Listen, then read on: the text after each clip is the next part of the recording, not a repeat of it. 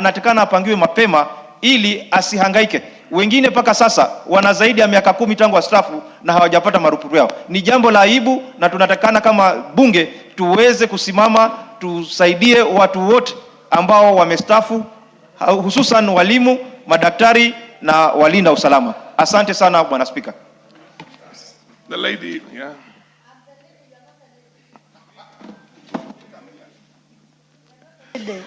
Proceed. Thank you, Mr. Speaker. I'm taking this moment first to support what our colleague Kibaged has brought in relation with the pension. And I'm happy that all of us sitting here, Mr. Speaker, we have gone through the hands of teachers in different areas, in the primary schools, in secondary schools, in universities.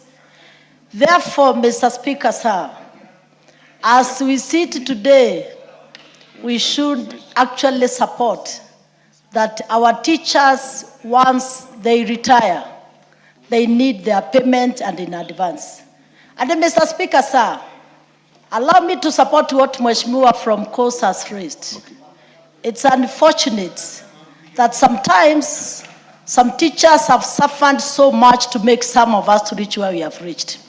But unfortunately, some even die even before getting their pensions. Therefore, Mr. Speaker, what I'm saying today, as we support teachers, let us also support other careers and the professionals.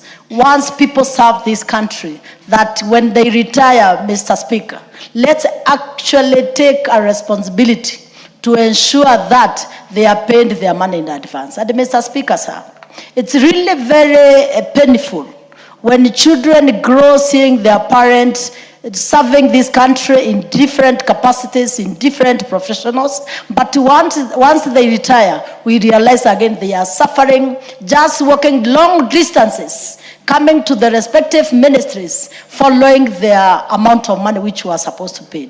Therefore, Mr. Speaker, I'm joining my colleagues here to say we cannot sit and think that everything is okay when our teachers who have taught each one of us retire, but they don't get their money in time. Therefore, Mr. Speaker, we are supporting that actually change. And let's also challenge one another that in the respective ministries, let them ensure that they have proper planning in advance so that people get their money at the right time.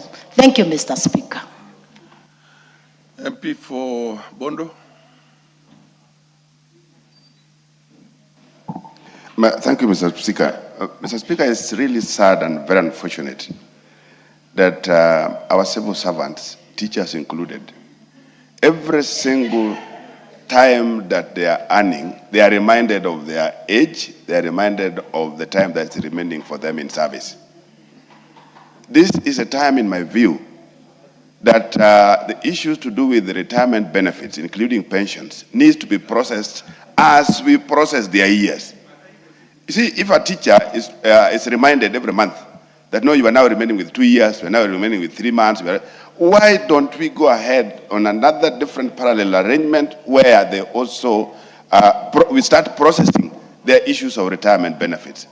We acknowledge that at 60, when one is retiring, definitely this is the age when you've served, this is the age that you've done your best, and that's the age when you retire, when you get home, you start getting experience. You start getting experiences that are health related, experiences that require that you are endowed for you to realize that no, whatever you are doing, you are acknowledged, and you also say that no, I really served my country. So it's really unfortunate, Mr. Speaker, that when we are reminding them all the time of when they are going home, we are not processing their payments. Thank you, Mr. Speaker.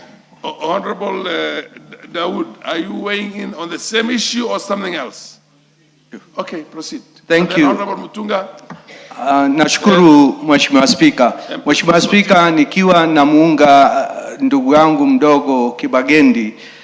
Mheshimiwa Spika, kunaye walimu walistaafu mwaka wa 1997 na koti iliamuru kwamba walipwe walimu hawa. Nishaleta petition kwa hii bunge, na kuna changamoto kwamba mpaka leo haijasikizwa, haijamaliziwa, na vile tunaongea mambo ya uzee, wale wamestaafu pesa zao. Mheshimiwa Spika, lazima tukumbuke hata sisi tutastaafu siku moja, na tukistaafu pesa zetu tutazipata ama hatutazipata. So Mheshimiwa Spika, lazima tuweke maanani tukiwa bunge la kitaifa kwamba watu wetu pamoja na sisi wakati tutastaafu lazima pesa ziwekwe kando, vile tutazipata wakati tutastaafu. Pia Mheshimiwa Spika, Mheshimiwa Kibagendi amesema kwamba ni linda mwananchi, hakiwa hajafahamu wananchi wote ni wa Kenya, sio walinda mwananchi peke yake. So hapo amekosea kidogo kwa mambo zake, lakini sisi sote ni wa Kenya na lazima atambue kwamba kuna watu wengine nje ya mpango wao. Asante Mheshimiwa Spika. Honorable Mtunga and then MP for Sotik. Thank you very much, Honorable Speaker. Honorable Speaker, retirement is disengagement from service. And once one retires, Honorable Speaker, they lose their value immediately. They lose their regard from the colleagues, the former colleagues in office. They lose their recognition. They lose almost everything. And that is a status that we need to change as a country. Because these people, as they worked, they were important in those areas and the dockets that they drove. But upon retirement, they are disregarded, which is really unfortunate. Honorable Speaker, I would like to align my thoughts with what the Honorable Kibagendi has brought to this floor, that we need to have these teachers and other retirees from the civil service supported. Most of the teachers, Honorable Speaker, are very organized, and they organize their lives with the little that they earn. And in so doing, they are able to even project what comes in the future and plan for their retirement benefits. But they are affected in their planning because the retirement benefits are not available when they need them. Honorable Speaker, it's unfortunate to also note that sometimes they are even required to pay so that they can get their benefits. They are required to bribe, which is wrong. Honorable Speaker, most of the leaders in this House have been consulted at one point or another by a teacher or a retiree from the civil service to try and assist them to move their files towards payment. And it has been an issue. Honorable Speaker, I propose that Honorable Kibagendi may bring amendments to the Retirement Benefit Act so that we may look at how do we make it mandatory for the retirement benefits to be processed progressively as somebody nears retirement, so that at the date and time of retirement, they are able to get their benefits immediately and plan for their benefits into the future that they get into after retirement. So, Honorable Speaker, knowing that they are less resourced and there are demands that they also pay, it is really unfortunate. So I believe Honorable Kibagendi has brought in a good idea, and we need to organize, to support it so that we may be able to look at how do we need to amend the law so that we can make it mandatory for all civil servants, all public servants, and even the people serving in the private sector to have their benefits organized and prepared as they near retirement so they don't have to go back to those offices to seek for assistance. I thank you, Honorable Speaker. I know every member of parliament would want to weigh in on this, everybody who's in the chambers now. Mr. Speaker, sir, I want to... We cannot accommodate everybody. We have to move on with the business, yes. Mr. Speaker, sir, I want to thank you for giving me this opportunity to also weigh in on this statement. A friend of mine called Honorable Kibagendi. I want to say I respect this gentleman. He's a friend of mine, he's a neighbor. But the statement is very, very important to this nation. But Honorable Kibagendi came in with another statement from Linda Mwananchi, which made me a bit disappointed. I want to remind Mheshimiwa Kibagendi that the government in charge is the Kenya Kwanza government. And anything you are going to ask should be addressed to the government which is existing. I know you, over the weekend, you had a lot of movements, and you are made to understand that you are in government. No, my friend, you still have a long way to go.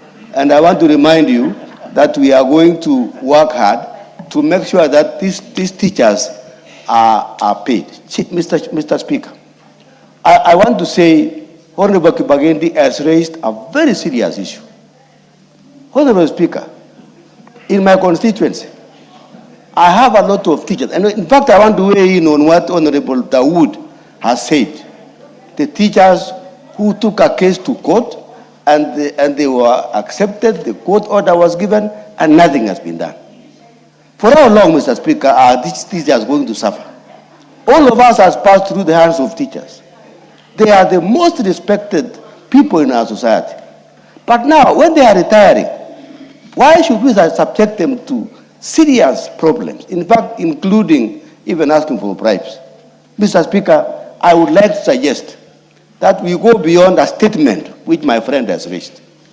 And in fact, demand that the minister comes and give us a proper and serious statement. And in fact, I'm also going to request Honorable Kibagendi to bring an amendment so that teachers are, what is wrong? Nowadays we have the technology. Why should we wait? Why should teachers travel from Sotik to Nairobi to ask for peanuts? Mr. Speaker, we need to give teachers more respect. I'm very concerned. And in fact, Mr. Speaker, people who line up in my constituency to see me are mostly teachers who are now looking very desperate and dejected in the society. Mr. Speaker, I would like to request that we go beyond the statement which my friend has raised and look into this issue more seriously as Parliament. Thank you, Mr. Speaker. Yeah. The MP focuses you. Aden, this has had sufficient attention, but I do understand. Teachers are very powerful opinion leaders back at home, and every member of Parliament would want to support them, but we don't have, this is just a statement. You do it when you have a substantive motion on the floor of the House. So for now, let's allow, Aden, take 1 minute, and then MP focuses on behalf of the Finance Committee will then give an undertaking.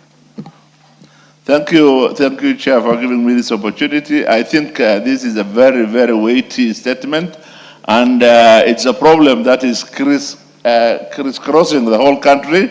This morning alone, I have received about 3 calls from teachers who have retired and asking me, now this is a new financial year, where is our money? How far have they gone? You know, we go there day in, day out, things are not moving, teachers are suffering. Some of them, although they have retired, they have some children still in school. Their children are chased away from school because of lack of money, and they get so frustrated, and ultimately, a few of them actually even lose control of their own lives and may even cause suicide. Otherwise, I support this, and it's a very, very important issue that need to be put with a lot of effort that is required. Thank you so much. MP focuses, on behalf of the committee, please. Thank you so much, Mr. Speaker. Listening to the people's representative, there is a serious concern and a matter that needs to be addressed perfectly for the interest of the public, and I want to thank Honorable Kibagendi for raising this matter. However, listening to members, you put it in a political question, but I want to say this is an administrative question, not a political question, and it's a responsibility of the current regime to make sure that this thing is addressed. And Mr. Speaker, committee, we want to promise that we are going to take the shortest time possible, believing and knowing that nowadays systems are supported by technology, it has been digitized, and that there is no need for the traditional bureaucracy to delay the interest of teachers. It is something that we are going to look at, and we will look at far beyond teachers alone. We want to look at the entire public service, rights. Whenever somebody has served the nation, has given service and discharges duties well, upon retirement, he or she should be going home happy, not again going back through stress. So this is something that we have to look at it. Lastly, Mr. Speaker, while I saw my good friend, Honorable Jessica, quarreling there, and I was able to look at your gallery, and looking at the students who are seated here today, we are duty bound as honorable members to conduct ourselves in a manner that befits the honor of this house, because these learners are here to learn good and best practices of leadership. We should not be exposing and showing a character that is going to demean this house or to inspire and a behavior in schools that is not what, as we've seen schools being banned, children are learning a lot from leaders. So it's something that we must conduct ourselves in orderly. Thank you so much, Mr. Speaker.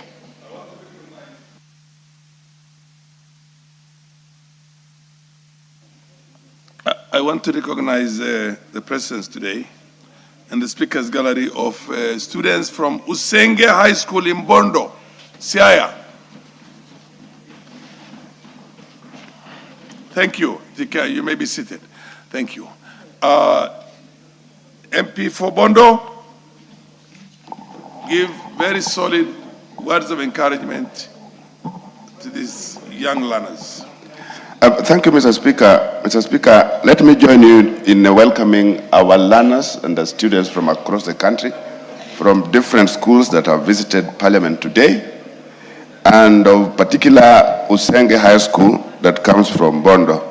Mr. Speaker, that is my neighbor at home. The school is my neighbor at home, and we have a very good kind of neighborliness.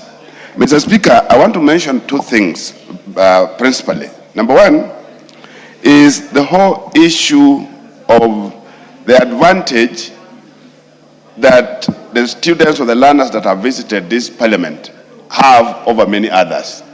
It is a privilege, it's an opportunity that many others don't have. It's an opportunity and it's a privilege that many hundreds of schools are unable to get here, Mr. Speaker. While this is happening today, for the number of years that I've been a member of Parliament, Mr. Speaker, only 3 schools in my entire constituency have managed to get here. It's such a difficult exercise. And the students need to realize that this is really a serious privilege that they have. And when they are visiting this house, there are things that they really need to pick and get back home with. There's an advantage that others don't have. Out of my 48 or so schools, only 3 for over 10 years have at least managed to get here. Getting here is over 800 kilometers back and forth.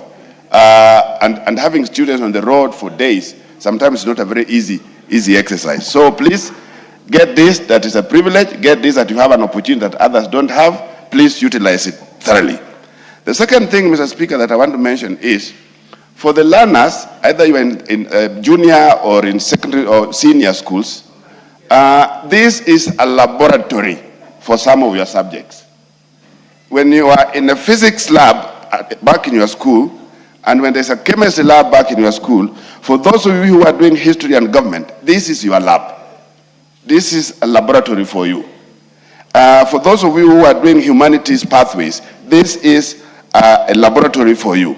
You've come to learn just the same way you'll be in a biology laboratory back in the school. So please pick it. What we are doing here, Parliament is the source of how governments work. Policies, legislations, issues of even money, in terms of how we allocate money, how money goes to do services for this country, are done or are churned from this house. So please, you are in a serious institution, an institution that's really a pillar in terms of how governments run. So please, it's a good opportunity that you are here. We want to pray for your journey mercies back at home. Asanteni sana.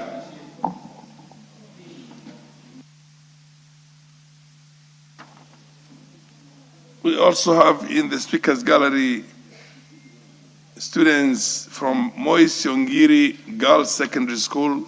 This is a second group. I think there was a group before that. Please rise. Please, congratulations.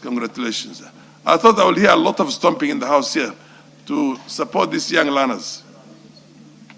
Anyway, yes. They are from Chebalungu, but go ahead, you. Mr. Speaker, Moi Siongiroi is a school very close to my constituency. Yes. And although it's located in Chebalungu, yes, but many children from Kilgoris also go there. Mm-hmm. So as a member of Kilgoris, I want to congratulate the kids for coming here today and to wish them a good time. Moi Siongiroi is a school that was founded by the president I served under, Moi, and we saw it being built. And it continues to have a good record. So I wish them a good trip in Nairobi. Yes, we will also recognize students from Mamiloki Primary and Junior School in Mwala, Machakos, in the public gallery here.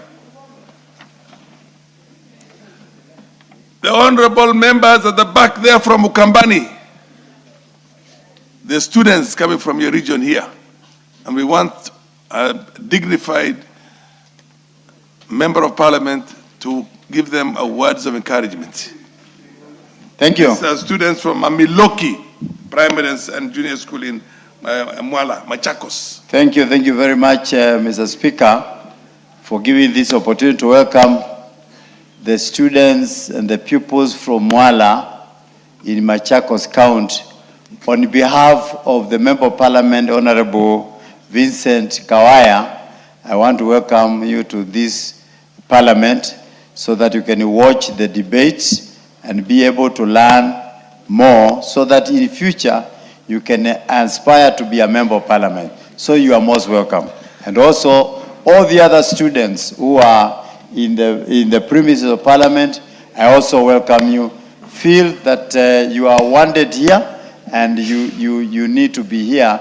This is your Parliament because you are a citizen of this country and you have a right to come and watch the debate in this Parliament. Thank you, Mr. Speaker. Next is the students from Kakenya High School in Kilgoris, who are also in the public gallery here. I do understand the member for Kilgoris has already given words of encouragement to the students from Chapalungu, but go ahead now and also encourage your own constituency. Is Kilgoris not your constituency? That is true, Mr. Speaker. I wish to proceed. Kakenya High School. Congratulate and welcome the children from Kakenya. This is a very important school in Kayan Division, founded by a very prominent lady who has worked in the United States, called Kakenya. And the school is one of those excellent schools that you should take your kids to. I want to tell the young girls who have come to look at this house as a place where their representatives are, and that one day that one of them or two of them might wish to come here. But this is a place also to look at when you want to study government in your studies. This is a place where we make laws. Those on the other side are in the government, and we are here also. But we all are one house that makes laws in the country. So you are quite welcome to this house. Finally, students from St. Luke's Catholic School, Kajiado, and students from Mungoni Primary and Junior School, Igambangombe, Chuka. Kajiado, any of the members of parliament from Mukambani or from the Ma community here? Order, it's not your business. These students take years to come here. Order, honorable member. Proceed, somebody should encourage them also. Proceed, honorable member. Order. Thank you, Honorable Speaker. Chuka Igambangombe, Honorable Speaker, is my neighboring constituency from Tharaka Nithi, and I'm from Embu County. I want to take this opportunity to actually welcome and encourage our young men and women, and I want them to take this opportunity to dream bigger, even beyond this house, Honorable Speaker. I believe everybody here remembers that trip to Parliament, and is a trip that encouraged many of us, Honorable Speaker, to actually fight to be in this house. Honorable Speaker, this is the house that makes a lot of contribution with education. It is the house that actually, Honorable Speaker, has made our education to be somewhere through the NTCDF funds, and Honorable Speaker, through the many policies that we have passed in this house. And Honorable Speaker, I want to tell the student that yes, we mean well for the education sector. Yes, we fight for the budget of education to be even enough. But, Honorable Speaker, we also want to say in this floor, Honorable Speaker, that we should be very cautious when we are promising many things. I had some times back a promise of free university education, And I was very worried that we have not even gone very far with the free primary education and free secondary education, Honorable Speaker. And those are things we need to discuss in this House and ensure we streamline the policies that guide our education. Thank you, Honorable Speaker. Okay, I will now call on the chair of the Energy Committee. Thank you, Honorable Speaker.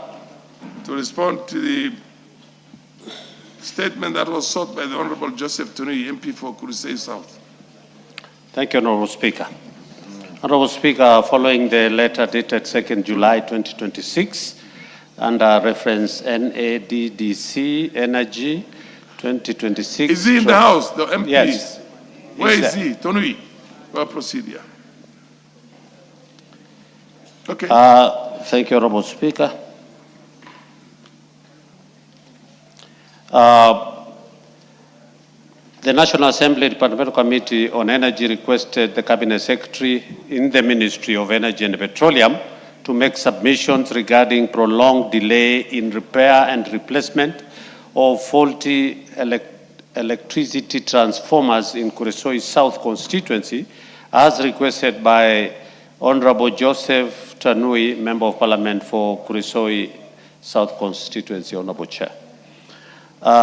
In the first question, where the member sought a report on state of transformers serving Kabongoi Primary School, Kapngorot Secondary School, Tombwalo, Tirigoi, Chenungu, Kaprengero, Gorofa, and Leldas Nyalias, including the dates when transformers in respect of transformers were reported and the action taken to date. Honorable Speaker, the response from the ministry is that Kenya Power has undertaken technical assessment of the transformers serving the cited areas and the detailed schedule indicating the date each transformer was reported, the assessment conducted, and the status of remedial works is submitted to the committee by KPLC as follows. Honorable Speaker,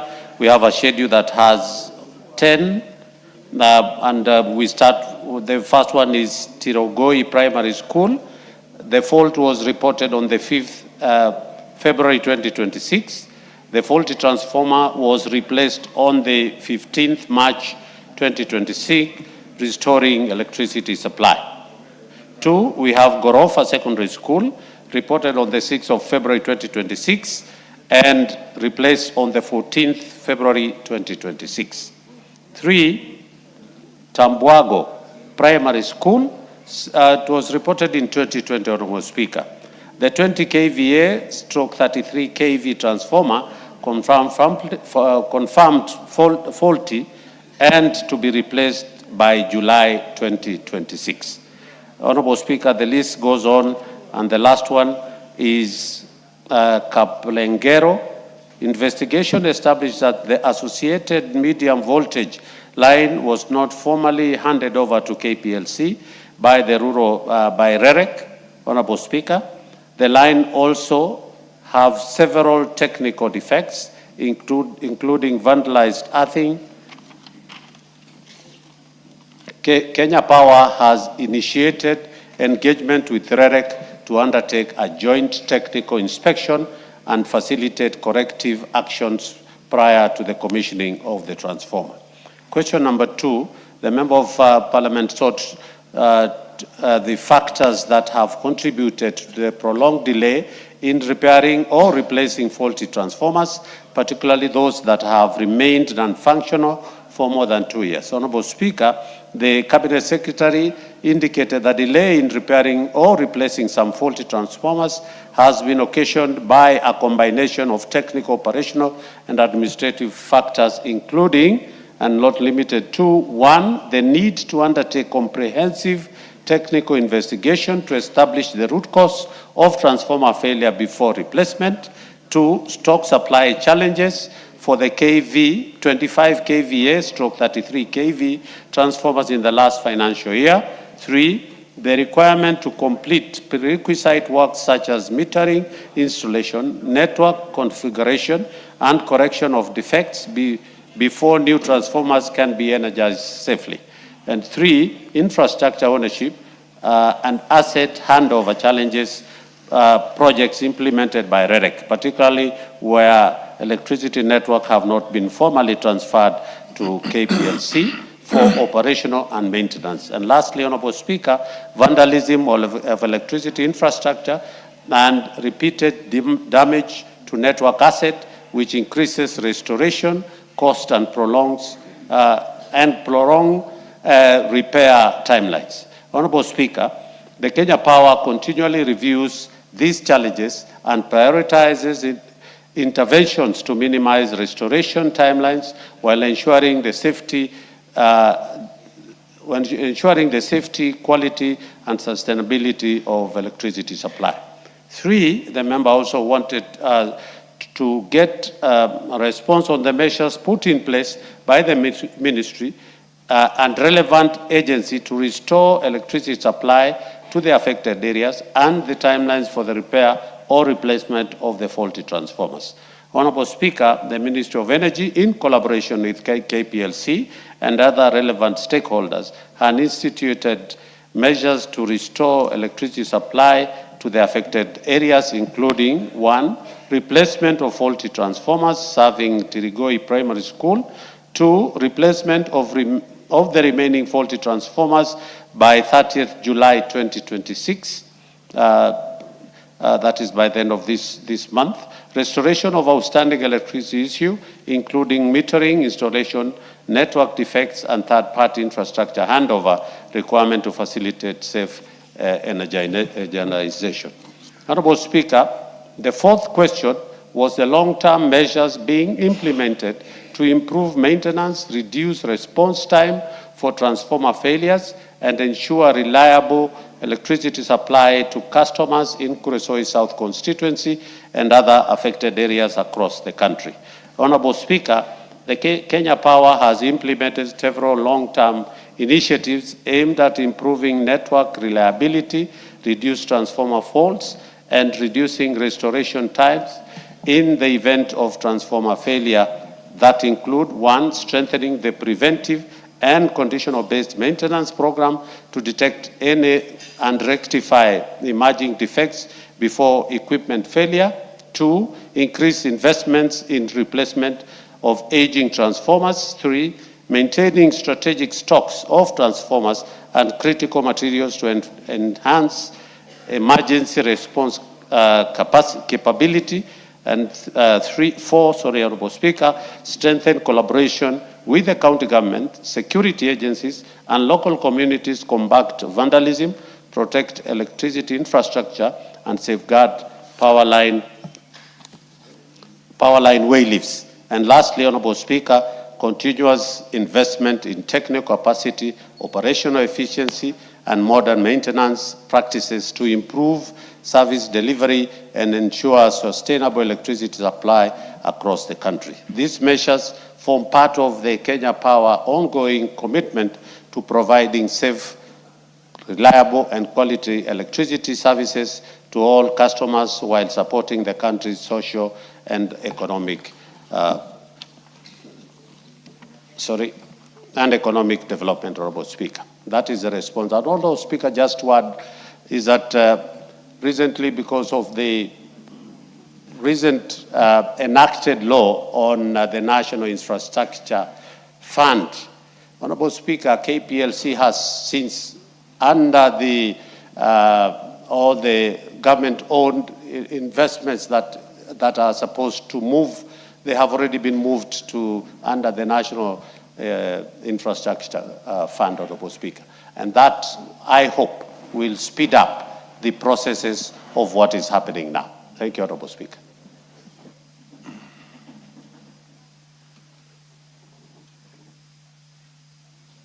The MP for Kuresoi.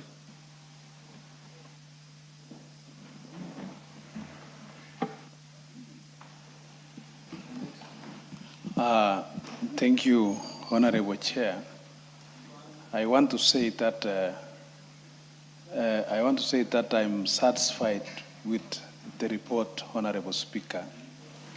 But I just want to make an appeal through you, Honorable Speaker, to the chair, to monitor very closely what the ministry has talked about, so that they adhere as per the timelines, because we have examinations approaching and some schools are affected. And it will be very sad, Honorable Speaker, for students in some of those schools to sit for exams without electricity. Otherwise, I want to say I'm satisfied, and I know the chair is very able and he'll monitor closely. Thank you. Yes, the honorable member for Tana River. No. Magarini, yes. Asante Mheshimiwa Spika. Ripoti iliyotolewa na mwenyekiti ni ripoti ambayo yapendeza, lakini niombe tu, vile amesema nchini kote kutashughulikiwa. Kuna transformer ambazo zimeharibika sehemu ya Sosoni Bungale location, na saa hii tunavyozungumza kuna zaidi ya miezi 4, na sehemu zingine kama za Ngomeni kuna zaidi ya miezi 5. Kwa hivyo ningeomba sana atilie mkazo kwa wahusika kuona kwamba zinarekebishwa haraka iwezekanavyo, maana zingine zina uhusiano na dispensaries ambapo kuna zile fridge za kuwekea dawa za nyoka. Ikiwa hatuwezi kuzihifadhi dawa za nyoka, binadamu anapopata ajali hiyo ya kuumwa na nyoka inakuwa ni matatizo. Mwenyekiti, jitihada inahitajika. Asante Mheshimiwa Spika. Yes, MP for Kilgoris.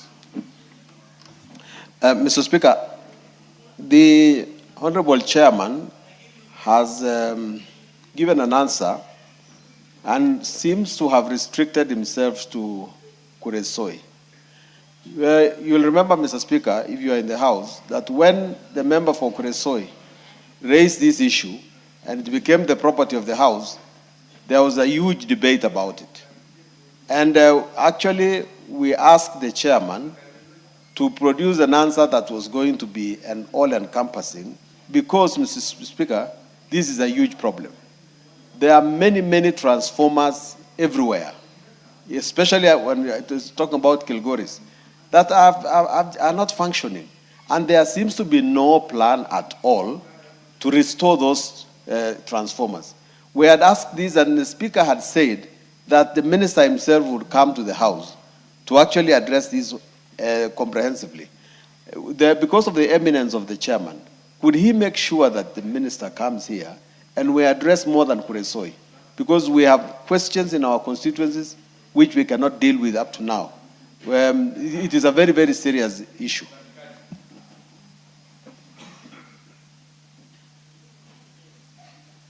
Who is at the back there? Yes. Thank you, Mr. Speaker, sir. This is Edith. And actually meant a similar statement the last session. Hope my response is also coming. But Mr. Speaker, note that by the time I made the statement, I requested for 15 transformers. But right now we have 33 transformers in Kitue's constituency, which are not functioning. We keep on reporting every time. Some have even taken more than a year. And from the office, from the Director's Office for Kenya Power, they keep on saying that they will come to repair, but they do not do that. And since this one is a common problem, as my colleague has said, I think it's proper that we have the minister coming, because there's no point keeping on making new connections while the old ones are not being maintained. And there's a lot of outcry especially in the dispensaries and also in the main towns where the businesses have really gone down and people can't do business as usual. Thank you, Mr. Speaker. Yes, Honorable Rueda. Asante, Bwana Spika. Nami nimjulishe mwenyekiti kwamba hizi transformer kwetu pia Lamu Mashariki, ingawa kuna sehemu zingine hatuna kabisa, watu wakiomba hapa si tunashangaa.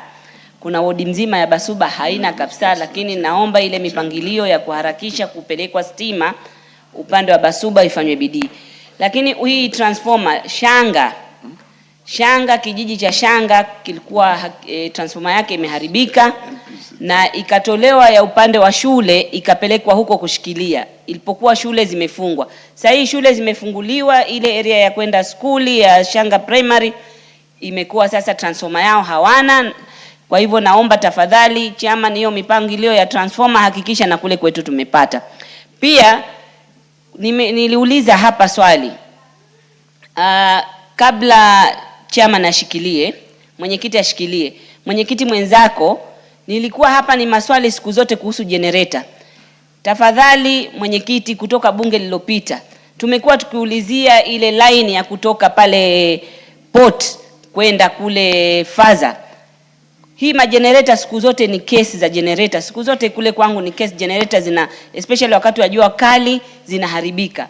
Sisi ni wa Kenya na pesa sahihi iko na Lamu sahihi sisi kwetu, hiyo refinery inakuja kwetu. So maendeleo lazima yapatikane. Vitu kama hivyo tupangilieni na sisi tupate ile line ya kutoka pale Kenya Port iende pale Mtangawanda ifike paka vijiji vote. Na hiyo kesi mwenyekiti anajua, tulizungumza, tuliuliza maswali, na kuna sehemu nyingi za mashambani kule Lamu Faza Ward na mitaa mipya haina hizo transformer.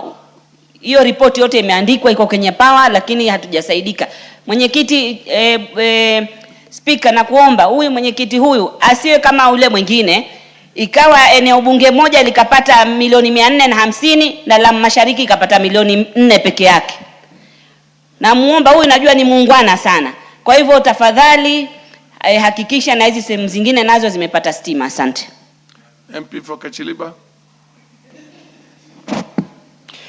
Thank you, Mr. Speaker. I think I'll follow up with what Mheshimiwa Rueda said in terms of connectivity. As others are complaining more about electricity, transformers falling or not working, some of us are even wondering if we will ever be connected to electricity. Close to half of my schools in Kachaliba constituency, Mr. Speaker, do not have electricity. Leave alone the prospect of this electricity being connected anytime soon. So as we complain, I think we also need to look at, are we putting all our resources to where already electricity is?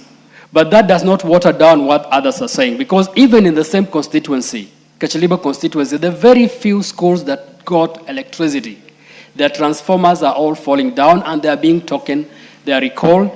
Close to a year, some of the transformers have never been returned. So making it total failure, because half of it do not have electricity, and those that have electricity, Mr. Speaker, the transformers have been vandalized or have been taken away by Kenya Power, people with the pretext that they are going to repair them and return them.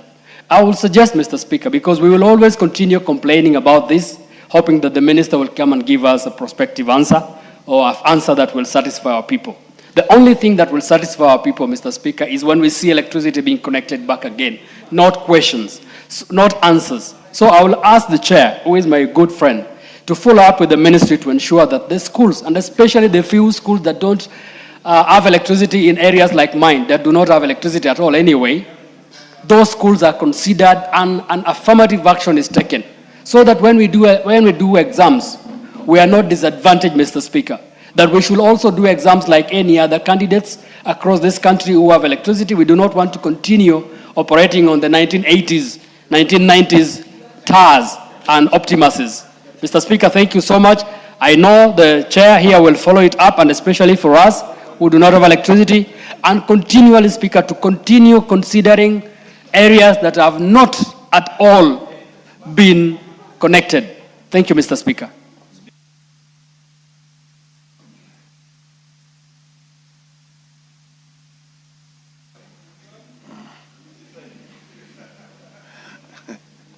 Karema.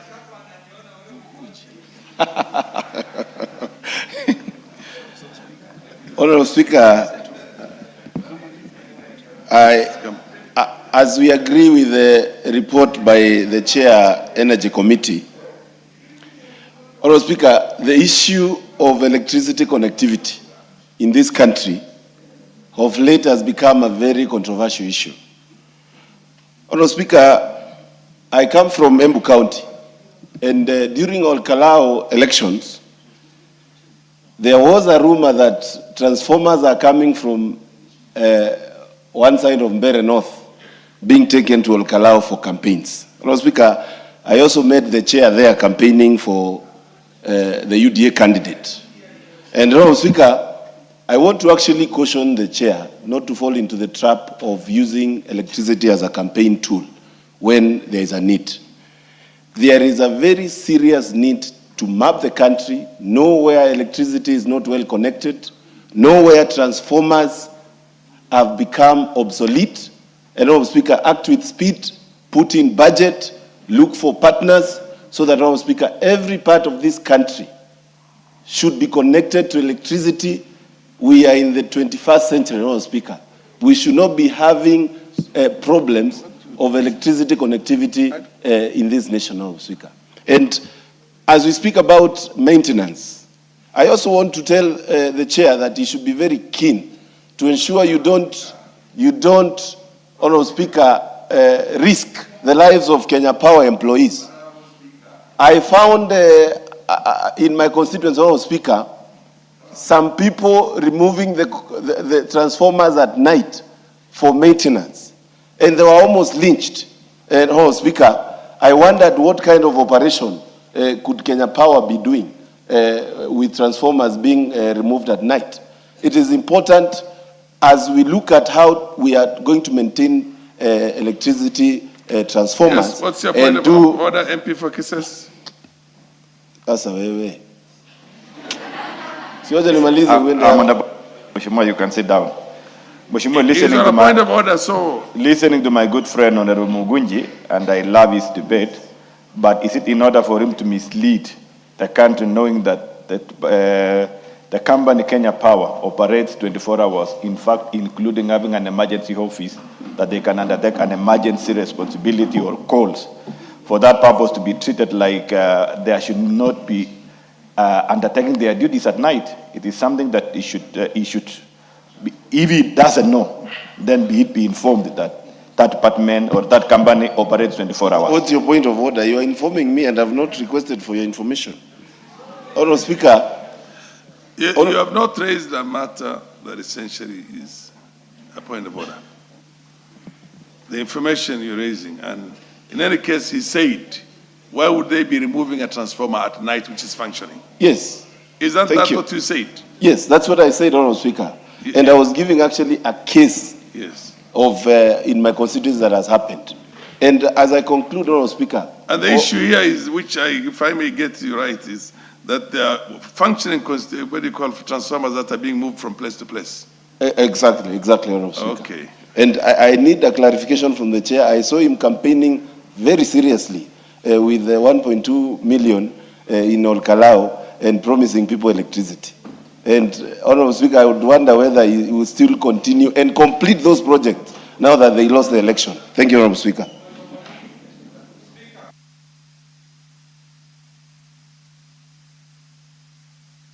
We have to dispose of this and go to substantive business. One last one. Daud, and then the chair response. Nakushukuru Mheshimiwa Spika. Mheshimiwa Spika, kwanza nimkosoe ndugu wangu Mkunji akiwa anasema kwamba kuna transformers zilitolewa Mbeere North hazikurudi. Anafaa atuambie kama hizo transformer alizikuta zina namba zilienda Olkalao vile ametaja mwanzo. Kwanza hiyo ndio anafaa atuambie kwa ukweli, because Shauri yeye hajui kama hizo transformers zimerudi na zilikuwa zimeenda kutengenezwa. Mheshimiwa Spika, kisha nimwambie mwenyekiti kwamba mimi nikiwa nimeingia hii bunge mwaka wa 2013 na hii nikiwa mara tatu, nikiwa vile niko rangi yangu vile iko, hata kama wengine wanasema nisichaguliwe, nishaweka ombi ya transformer 65 kutoka wakati ule. Nimepata 20 mpaka leo na bado haja yangu bado ni 65. So ningeomba mwenyekiti, siku moja tumuite waziri na katibu mkuu wa wizara wakuje hapa tufanye kamkunji, tujue ni nini inatukumba kwamba hatuwezi kupata hizo matransformers na pia watu wetu hawezi kupata nuru. Shauri tuko na shida, unajua wengi. Ushasema. Asante Bwana Speaker. Last one, Kaluma, and then the chair now responds. Honorable Speaker, this matter of faulty transformers is not a small issue. A big percentage of my transformers, and it's something I've always shared with the chair of the committee, are being vandalized. I hear they take oil, and I don't know, they use it to fry chips or what. No wonder we have these funny diseases like cancer on, the high rise. But Honorable Speaker, when you look at how they are being vandalized, I personally want to think and believe that KPLC officers themselves are doing that vandalism. There is no way, Honorable Speaker, you can go deep in the village and you get a transformer removed by those ordinary villagers. There is no way you can have, if you see how they cut the wires, I hear they are taking the copper wires for scrap metal and other uses. But the manner it is done and the timing confirm that it is people we employ under KPLC who are doing that thing. And I think we want to request the chair and the Ministry of Energy to check on their own officers. I have a case in Homa Bay Town, Honorable Speaker, where a KPLC vehicle itself is seen, on a transformer. After that, it disappears completely. In Homa Bay Town, I have transformers and electricity poles along very many schools. They have been lying down, risking the lives of students, pupils, people for years. And you send messages to the offices, they do nothing. You go between Olodo and Nyakaiya, the poles have been lying on the road there for over 1 year. You go between Laruga Road, the poles are lying there with the electricity lines. And we've had even cases where, Honorable Speaker, people who do not know what power is touch those wires, and we have deaths. I wanted to request the chair to investigate this matter, deeper, and while doing so, also ensure that there is equity in terms of electric power penetration in the country. Honorable Speaker, I lead a town constituency, Homa Bay Town, but I'm not even at 33%. Yet some regions are already at 100%, others are 80%, others are at 70%. There is need for equity, Honorable Speaker. There is need for equity. But this thing of transformers is making it impossible for our students to study, and it should be, looked into. I thank you, Honorable Speaker. I think I'll now ask the chair. If electricity is just another very emotive thing and every member wants to...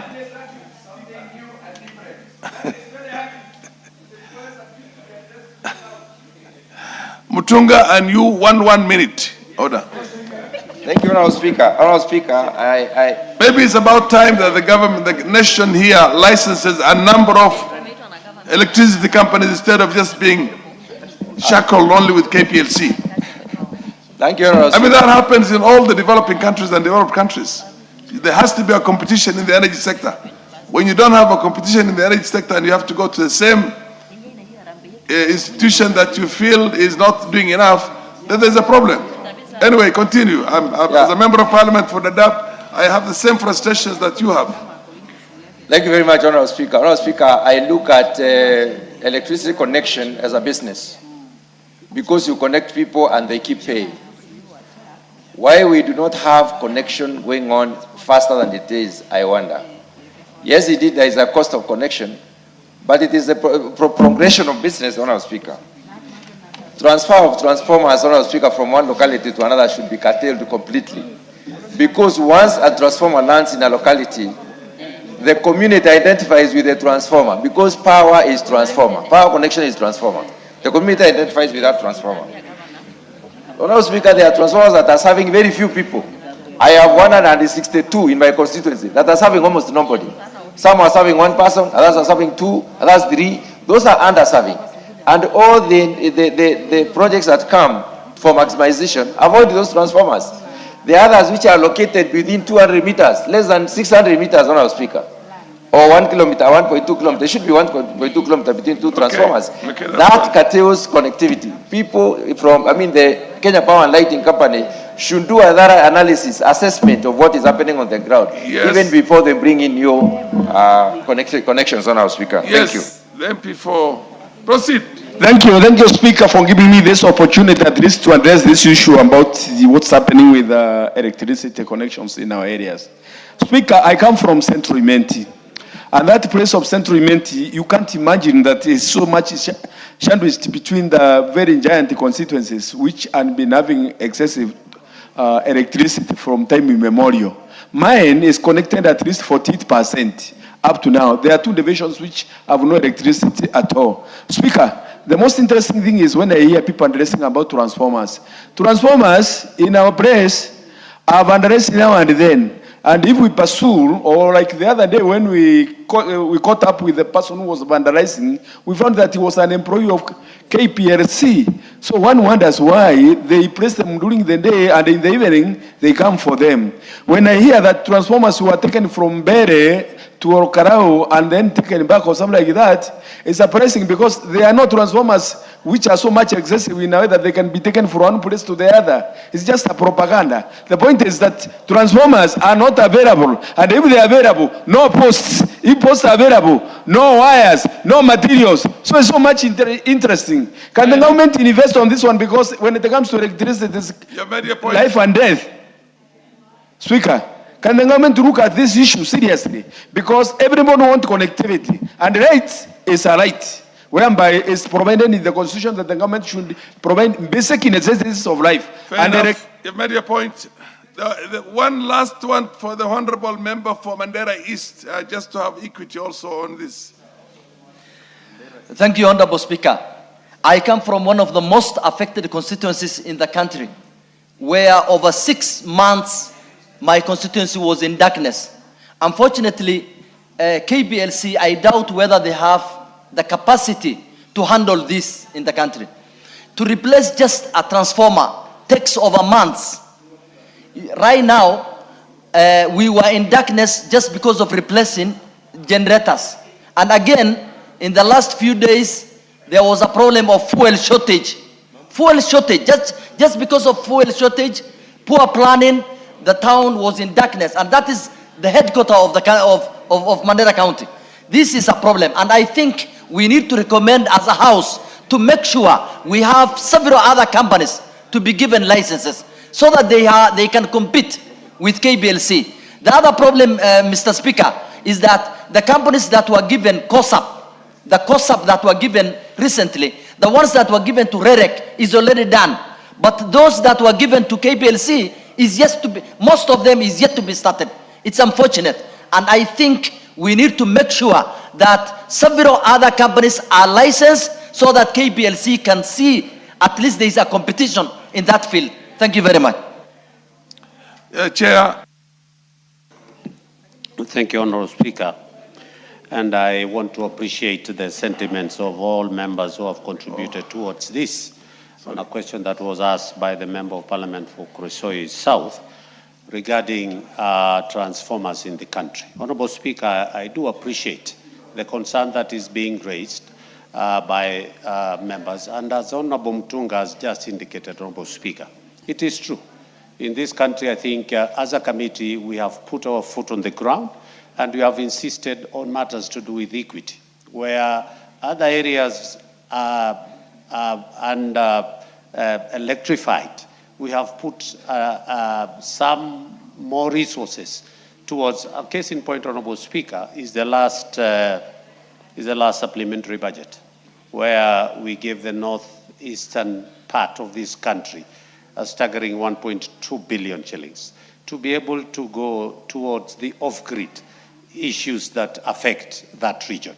And as a committee, we are committed that the issues which have been raised here, and especially what Honorable Mutunga has indicated. Prior to this, you would find Gikaria, because I'm a chair and I have a farm someplace in Naivasha, I have a transformer serving myself only. And if you look at the returns out of that transformer, is basically it's not commercial. It has no commercial value. And I want to indicate what Honorable Mutunga has indicated. And we have actually told KPLC that they need to get value for each and every transformer through what we call maximization or the last mile connectivity, Honorable Speaker. And it is unfortunate that, yes, Kaluma has been indicating about his area, among others. I totally agree with all the members here, but also to dispute what Honorable Mukunji was saying. Honorable Speaker, in what he was indicating that some transformers were removed from the area to, it is not true. And as Honorable Ruto indicated, Kenya Power is a 24-hour company that runs. It has, they have an emergency section, department, that if you make a phone call, they are always there to be able to. So you will find people at night trying to address an issue of a blackout or something, and not necessarily removing of transformers. If it's about removing of transformers, that is another case. But you will find KPLC employees working. Lastly, Honorable Speaker, on matters to do with vandalism, Honorable Speaker, KPLC has adopted a procurement procedure where they have contractors for different regions. And what they have done to address vandalism is that those pre-qualified contractors of, say, North Rift, they are known. And each and every transformer that is vandalized, they are responsible. They will, because they are the ones who are within that area and their workers. So again, is it the Kenya Power employees who are doing vandalism? No, Honorable Speaker, because we have those contracted, pre-qualified, so that they can be able. And lastly, Honorable Speaker. Point of order. What's your point of order? My point of order is that the chair for Energy Committee is speaking as if he's the Cabinet Secretary or the Managing Director for Kenya Power. I think, Honorable Speaker, the members have raised very pertinent questions. It is only in order that you order that the minister appears before this house so that the chair can stop from talking as if he is the minister, as if he is the managing director of Kenya Power. That is what we should do so that we can make progress on this matter so that Kenyans can have power. And the issues of transformer vandalism can be addressed. We go wrong when the chair of this house begin to speak as if they are cabinet secretaries. When they talk, nothing is implemented. We don't make progress. So the chair should just sit down so that you order that the minister appears before this house so that the issues that members are raising are addressed conclusively. Unfortunately, Honorable Baraza, I'm responding to a point of order. Honorable Baraza, it is a system that we have in our constitution. This is not the parliamentary system where ministers used to be members of parliament and would be responsible on the floor of the house and give undertaking that essentially binds the executive. But right now we have a system, a kind of a hybrid system, and that hybrid system gives that responsibility to chairs of committees. But nonetheless, you're also on a point of order, Karemba.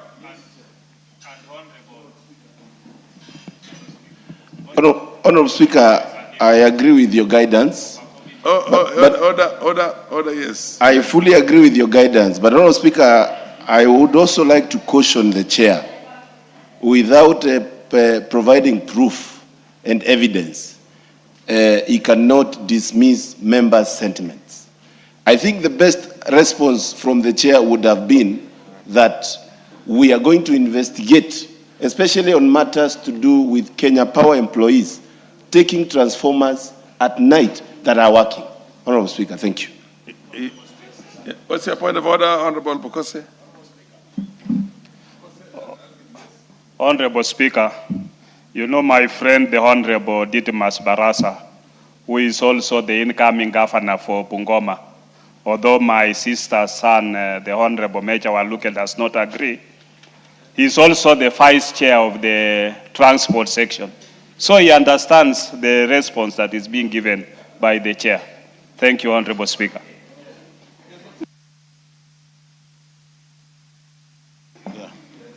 Thank you, Honorable Speaker.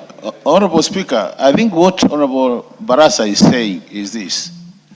This house has become a house of lamentations. We need to see action. Chair, you know my case, and I've explained it to you. Can you please take action? Let's stop talking. We talk too much. Can we see action? Then we'll appreciate you. Thank you, Honorable Speaker. How does he give action? A chair here cannot direct. Order. A chair, you need to understand the philosophy or the construct of our constitution and the way our system works now. And those are the kinds of things that at a very high intellectual level we need to get together and see whether the kind of system we have on the 2010 constitution, is it working for us? Because a minister has the authority. He has the power, or she has the power, but she has not the accountability to Parliament. Accountability falls on a chair who does not have requisite powers also to direct the minister or to direct people in the government parastatals. I don't know if the chairs expressing the frustrations that I think you all have. Yes, Honorable Dr. Professor. Thank you, Mr. Speaker. You know, when a chair presents a question from a member and presents it to the floor, he must have interrogated that question. He must have been satisfied with the response he received. If he himself is not convinced, but is just coming to regurgitate the question that is given without any reasonable consideration, then he lands in trouble and puts the ministry in bad shape. So the most important thing, it's good that he's bringing the answers from the ministry. But is he himself personally satisfied with the answers that was given to him? Thank you, Mr. Speaker. Regardless of that, you have indicated it very well. The chairs are mere conveyor belts here. You can make a case for yourself and tell us how effective you can be. Thank you, Honorable Speaker. Maybe just to answer my colleague, is that not only am I satisfied as the chair and the committee, the questioner himself, the Member of Parliament for Kurisoi South, who said in his own words that he is satisfied with the response that was given. Second, Honorable Speaker, is also for us to appreciate that the budget for the Energy Committee, particularly related to electricity, Honorable Speaker, has been going down over the years. For the last, I was the chair for 2 years in 2017. I'm the chair now for the last 2 years again in this session. Honorable Speaker, our budgets have been going, including, and members, you need to help us. I rose on the floor of this House just the other day when we were passing the 2026-2027 budget. Honorable Speaker, our budget was reduced by a staggering 68 billion. And when I tried to push, and Honorable Pukose is a witness, and I want to thank Honorable Pukose, being the vice chair of the budget, they were able in their wisdom to increase, to give us back 12 billion shillings to be able to address some of these things. So we lost 68. In their wisdom, they gave us back 12 billion. And I want to thank Honorable Pukos and your team. So there's a shortfall of 60 or 50 what? 50, 56? I think 56 billion. Yes. Honorable, and it has been going down. We have, I think, only 28 billion now. And that will not only to cater for what we are talking about transformers, but also because also, and I also want to appreciate that this House in their own wisdom did pass a fund called National Infrastructure Fund. Honorable Speaker, the members, I will ask them to just relax. The amount of money that is going to be sent now to KPLC, what we have agreed now is that now, since KPLC has been taken over by under the National, the Government-Owned Enterprises Act, which is mentioned KPLC, has since moved to the National Infrastructure Fund, you will be able to see a lot of activities now coming out of that to be able to address that. For the social aspect, particularly for the public facility, that has been left now with REREC. And REREC has almost all the amounts that we passed has 80% has gone to REREC to try and do maximization and try and do the last mile. I want to plead with the honorable members to be patient a little bit, that KPLC now has been given the commercial aspect of that, and I want to believe that they are going, because of that commercial aspect, they are going to improve on their how they work, and then we can leave REREC to be able to address some of these issues that are being raised here. Honorable Speaker, lastly, is also to tell Honorable Mukunji that the government has its own system of working. It so happened that there was a campaign in Olkalau, and the progress, because progress of doing electrification, it's a process. It is not an event. It had started just like it is happening in your constituency, just the same way it's also happening in my constituency and other constituencies. Honorable Speaker, I beg to, and lastly, I also want to agree with what Honorable Didmas is saying, Honorable Speaker. What's your point of order? What's out of order?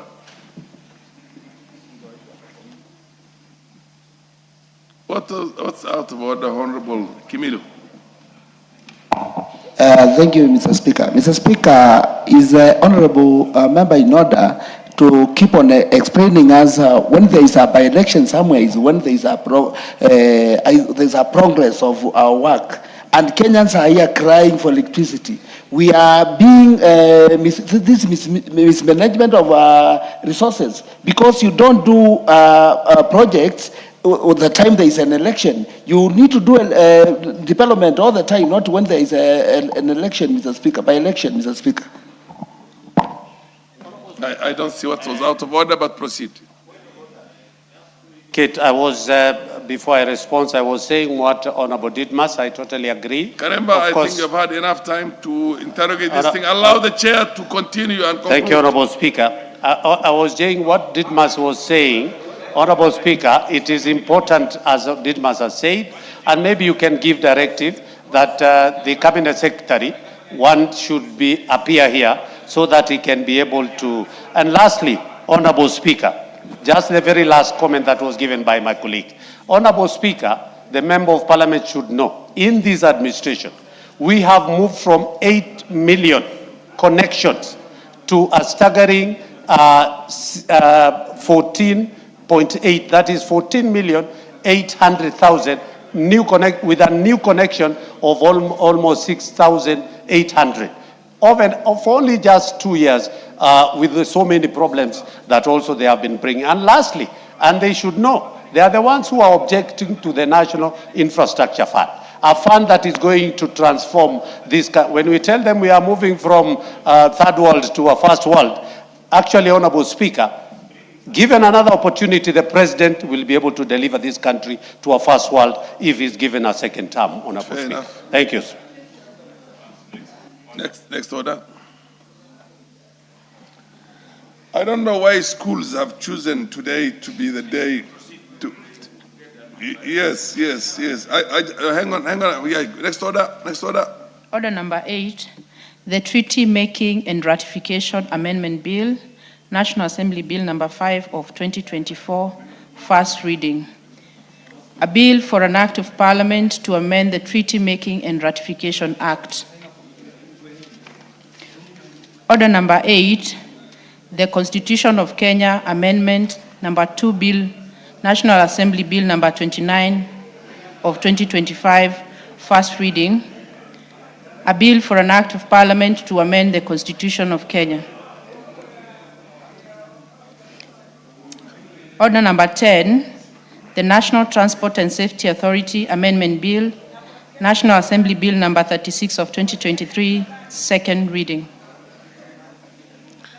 Yeah, has it been moved? Okay, you move it. Okay, proceed. But before you start moving, let me just recognize the schools that are here. Honorable members, I also want to recognize, we've had too many schools today. I also want to, many schools actually, not two. I want to recognize the presence in the Speaker's Gallery of students from St. Matthias Kapkwang Junior School, Nandi Hills constituency, Nandi. Students also from Thika Road Christian School, Kasarani, Nairobi. Students from Gitiri School, Kiharu, Muranga. Students from, and these ones are in the public gallery. Students from Matimbei Junior and Primary School, Lari, Kiambu. ICS College, Starehe, Nairobi. PCA Ngemwa Secondary School, Githunguri, Kiambu.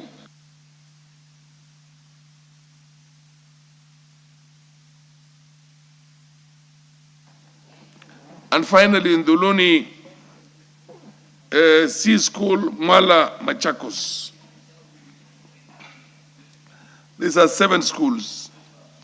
And let's take as little time as possible. Any member who wants to give them a word of encouragement? Members, give these youngsters who are the future leaders of this country and the future of the country itself words of wisdom and encouragement. MP for Kesses, proceed.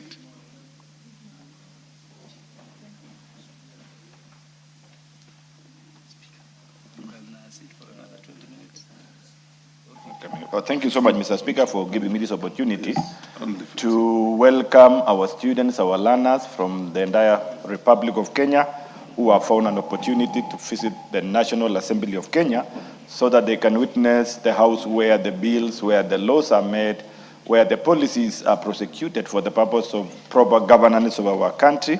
And I want to take this opportunity that leadership is not bound as at this time and moment, but it's something that is raised and grown from where they are. And I want to encourage them as they pursue their studies, let them be objective, let them be focused, because even where we are today, it's a place for them tomorrow. Only that they have to stick to their career and develop their studies well, because where they're going tomorrow, the keys as within their hands as at the moment. So we want to encourage you, lastly, is that to speak to them to uphold character and discipline. Without character and discipline, future is very pessimistic for them.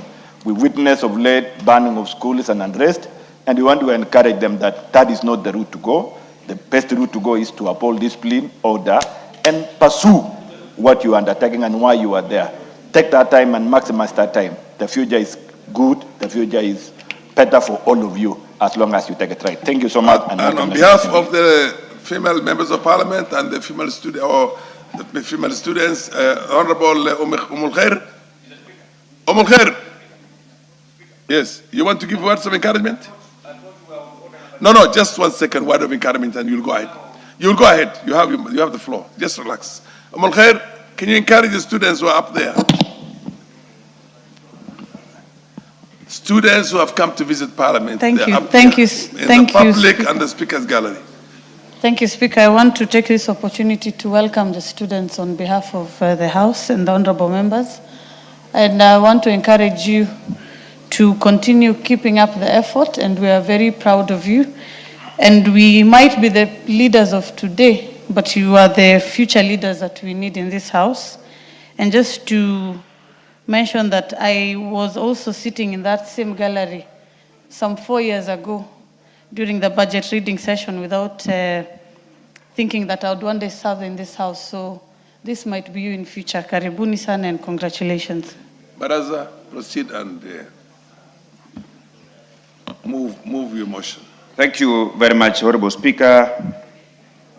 I rise to move the National Transport and Safety Authority Amendment Bill, number 36 of 2023. It's a bill, yeah. For second reading. And I want to say this, Honorable Speaker, that the objective of this bill is to give NTSA powers to regulate the fares that Kenyans pay when they're using public transport. I want to give the background, Honorable Speaker. The role of a National Assembly is to identify problems bedeviling Kenyans and come up with a law that will lessen those problems or eliminate those problems. A problem exists that this country, the PSV vehicles will charge the amount of money that they want because they are not regulated. Let me begin by looking at some countries globally that regulate public transport. A country like Fiji, public transport is regulated and controlled by Fijian Competition and Consumer Commission. They set the fares that people from Fiji pay when they're using public transport. In France, the local government authorities take most of the decisions in fixing the amount of money that French people pay when they're using public transport. In Germany, Honorable Speaker, the national low fare policy of €9 per ticket was approved by the Parliament of Germany to ensure that the people of Germany don't pay more than what the government has approved, Honorable Speaker. Regionally, in East Africa, Tanzania has a law that caps how much money the passengers pay when they're using public transport, Honorable Speaker. Rwanda does the same. Ghana, Ivory Coast, Senegal, and Cameroon. They all regulate the amount of money that their people pay in form of fare, Honorable Speaker. Even Zambia and Nigeria, while Zambia and Nigeria did not have a law that the government regulates them, but various associations comes up with the fares and the government ratifies. It's only Kenya and Uganda where public transport is not regulated, Honorable Speaker. Honorable Speaker, we cannot continue encouraging a banana republic in the transport sector where the transport from point A to point B is not predictable, Honorable Speaker. That the amount of money that the Kenyans pay when they are moving from one area to the other is dictated by changing weather patterns. It is dictated by the amount of people that are available to be ferried from one corner to the other, Honorable Speaker. Honorable Speaker, I know some people will say that we live in a country with a free market economy. But there must be a balance between the profit that the matatu operators will make and the public interest, Honorable Speaker. We cannot continue operating in a country where when a Kenyan goes to a stage to board a matatu, there is a board of fare of 300. But when the clouds begin to gather, the board of 300 is removed. Another one of 500 is affixed, Honorable Speaker. We cannot leave Kenyans in the hands of cartels who decides that they're going to make these short-term profits by taking advantage of the situation, Honorable Speaker. Even at times during Christmas, people who travel from Nairobi to Western Kenya, who travel from Nairobi to Nyanza County, Honorable Speaker, they are even at times forced to pay more than when it is to pay for a flight ticket. Mr. Speaker, this must be controlled. Asking that we approve these amendments so that the NTSA can validate and approve fares that the matatu operators will charge is not asking for too much, Honorable Speaker. We control the price of cane. The government sets the prices of cane across this country. We control the price of fuel. We control the price of very many things because we want to protect Kenyans from being swindled by cartels within the matatu sector, Honorable Speaker. Even the matatu operators themselves, the owners of those matatus, many times they don't get that money that the conductors are charging exorbitantly, but they will put the money in their pocket, Honorable Speaker. So this law will bring a balance between the operator costs and the public interest, Honorable Speaker. This law will bring order and stop cartels within our transport sector. This law will ensure that the fares that Kenyans are budgeting for is predictable. When Kenyans earn a salary, they budget this amount of money. How much they will spend it on rent, how much they will spend it on transport. A Kenyan who left his or her house in the morning paying 100 shillings should be able to know that he or she will use the same amount of money in the evening to go home. But we cannot continue subjecting them to unpredictability, where you have 100 shillings, you have 200 shillings, it appears like it's going to rain in the evening, then you are told fare to take you back home is 500 shillings. We must control. Every sector must be controlled. While we appreciate that the matatu sector is a subsector like any other subsectors, and that they need to make profit, but they should know that in any business, you can either break even, you can make a loss, you can be making profit as to when you require. So we must control and regulate the amount of money that Kenyans pay in the name of fares, Honorable Speaker. Honorable Speaker, this law will stop this mentality of short-term super profits, where you know that you have a few things to run in your house, and you are a matatu operator, you are a conductor, you take advantage of clouds gathering, then you increase the fare because you want to solve all the problems in your house by charging exorbitantly of the people that are giving you business. Number two, when we give NTSA the mandate to control these fares, then Kenyans will have a place to go and complain when they are being charged exorbitantly. As we speak today, a matatu operator will charge the amount of money he or she wants. The pedestrians, the passengers have nowhere to complain. Mheshimiwa, Mr. Speaker, we as a house, we must save Kenyans from the endless suffering where they pay exorbitant fares from one corner to the other, while we know that businesses should be left to operate freely, but there must be some laws of some sort to ensure that they don't take advantage of the Kenyan people to charge fees exorbitant. So, with these very many remarks, Honorable Speaker, and before I ask Honorable Ruto to second, I want to make it clear here that I have a report that the Committee of Transport and Infrastructure deliberated upon.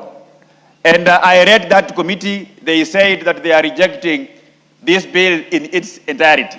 But I think from where I sit, the role of a departmental committee insofar as the members' bills is concerned is to check two things. Number one, whether it's money bill or not money bill. If it is a money bill, they will refer it to the relevant committee. Number two is to check whether the bill is constitutional or unconstitutional. If the bill is constitutional, then it should pass to the second level. If you are a chair of a committee, or a vice chair of a committee like myself, or a member of a committee, you have a responsibility to debate a member's bill when it is brought to the floor of the House here, but they have no role to reject a proposal by a honorable member. A proposal which is constitutional, which doesn't conflict any other existing law, which is not a money bill, it should be left to Kenyans through their elected representatives to make a decision. So I move and the right members of this House to support this bill, and I ask the honorable member for Keses to second. Thank you. The Honorable Julius Ruto. Thank you so much, Mr. Speaker. I rise to support this motion. And Mr. Speaker, why I rise to support, is for critical purpose that transport is the critical enabler of economic growth. While we were learning in school, we were taught about transport and communication, and that business and mobility of people causes changes or triggers the economic development. Mr. Speaker, most people who tend to be affected by price changes on transportation are the vulnerable level of society, the people who are earning lower, because most of the people probably are this cadre of people, most of them have been enabled to acquire their own motor vehicles, and sometimes they may not feel these changes. But those people who are earning below like 50,000 or what we call below $1 a day, go through a lot. And if you want to see this, you can walk in the evening along critical roads like Langata Road, you can go along Jogo Road, and you can witness how Kenyans are working tirelessly, even at night. Some of them have been subjected to marking on the road just because they have no mechanism of reaching home. Reason why they cannot predict from the little earnings they have, they cannot budget for them to plan to go to work, make something for their family, make something for their earnings, for the purpose of meeting their consumption needs, basic needs, and at the same time, balance their mobility to and from work. And I think it is the duty of this honorable House, and as read by the mover of the motion, this is not the first thing we are talking about. Remember, we are dealing with issues of public interest in nature. This is for the purpose of public interest, where we are saying, can we have an organized market where members of public can stand to benefit? As we look at the fuel sector, it had to go to a level of establishing an entity called IPRA that at the moment are the one who are giving Kenyans information for them to plan, knowing that in this preceding the forthcoming 30 days, the fuel price will oscillate around this area. And for that purpose, you're able to plan. So what you are saying, what evil do we have if we sit down and say, we don't want to control this sector. We don't want to limit the challenges that this sector are going. We want to allow a market that it can absorb the challenges that they are going through. On the other side, as the government seeks to intervene on the problems like motorable roads, like ring roads, especially in Nairobi now, where there are many roads that have been opened up to lower traffic, because that has been the biggest challenge transporters have been going through.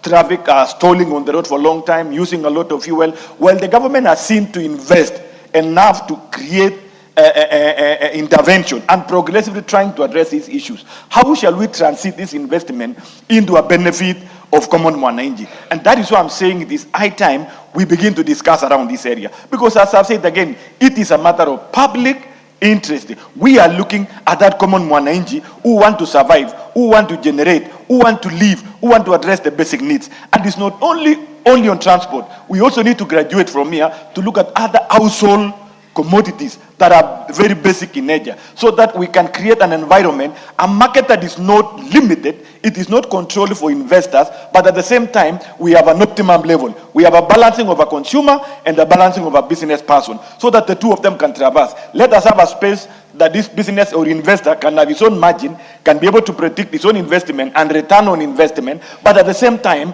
let us not exploit the consumer at the apex of changes. Like for example, as I wind up, Mr. Speaker, we've seen the other day we had a problem with our fuel. Prices short. Government intervened. It lowered some prices. It is unfortunate that we never saw that lowering of that little price on fuel transiting to a benefit to the consumer. Those are the issues that I'm saying we need to grapple around it. We need to think around it. We need to shape through this house, so that we follow the other countries that have gone ahead of us and ensure we have a balanced economy that enables every Kenyan to enjoy. So with that much I have said, Mr. Speaker, I beg to second this motion. Thank you. Sorry, Mr. Speaker, I'm guided well. I beg to second the bill. Thank you. Honorable members, this is a very short bill. Allow me to propose the question that the National Transport and Safety Authority Amendment Bill, National Assembly Bill number 36 of 2023 be now read a second time. The Honorable Mutunga will be followed by the Honorable Jack Wamboka. Thank you very much, Honorable Speaker, for the opportunity to support this particular amendment of the National Transport and Safety Authority Amendment Bill.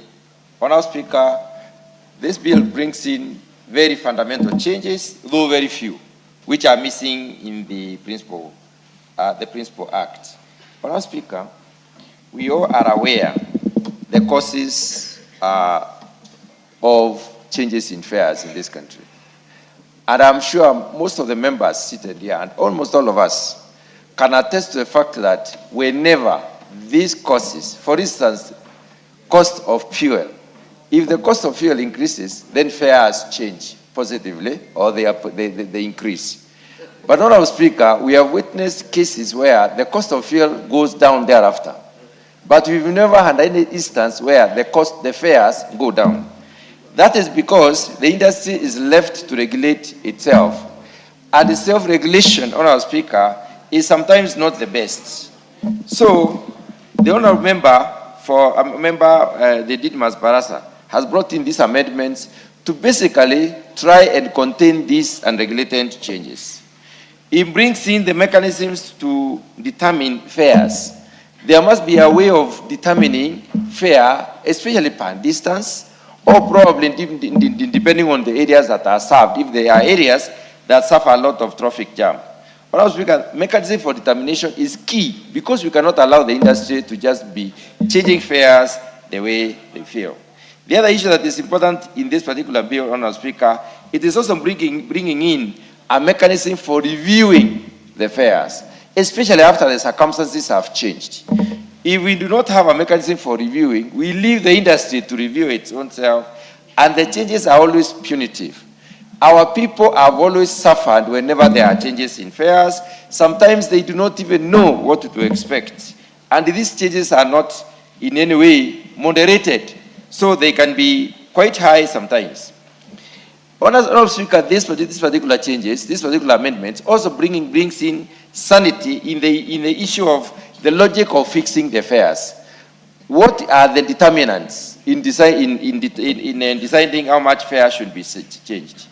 It also brings in the matrix of enabling the fares, the fares to be moderated. Or rather, the matrix that enables predictability. Predictability is key for planning. Predictability is key for people when they need to use their money. Everybody who uses public transport in this country must be, first of all, think through and decide how much I'm going to use to reach a point A and point B and back. Without such a mechanism, it is not possible. But Honorable Speaker, when it comes to investment in the transport industry, there is also no regulation. Anybody can enter into the transport industry as long as you pay the due licenses and as long as your vehicle is roadworthy. Therefore, Honorable Speaker, we have large and small and extremely small transport systems in this country. We also need to be looking at what do the others do? What have the others done across the world? Wherever you go outside this country, especially in Europe and America, you'll find that fares are much cheaper than here. The reason being that they are regulated. And the reason also being that those who want to travel in comfort need to pay more because they can afford. Those who want to travel in public, also still in comfort, there are larger, more amenable, transport systems that are available for people to use. So, Honorable Speaker, this, let alone kind of disregard that has been given to this particular industry, has led to investment in very small transport systems. And the small transport systems, Honorable Speaker, are always very, very expensive. That is why the bill proposes that we should have a regulatory mechanism. It does not bring in added cost. It recognizes NTSA as one of the organizations that can do this regulation.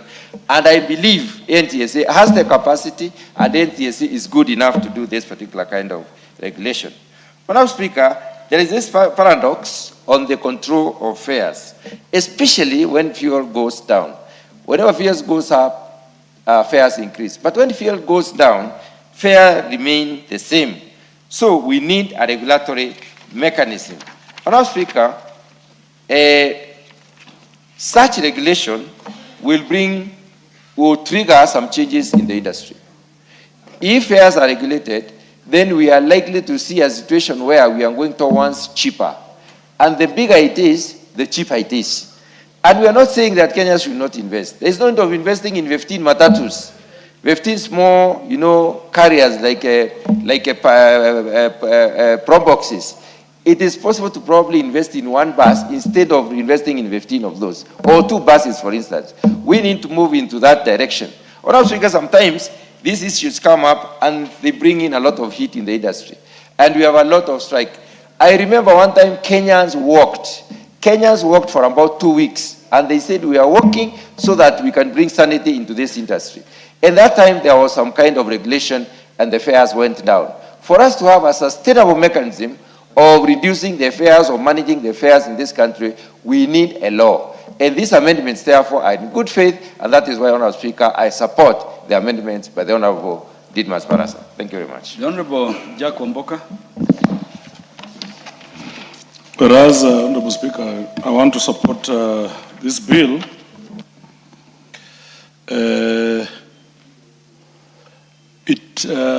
It requires Honorable Didmas Barasa to do a lot of consultations widely, because I believe it involves very many stakeholders, not only the matatus, we will have the buses, and most importantly, Honorable Speaker, we will have border borders, those motor bicycles.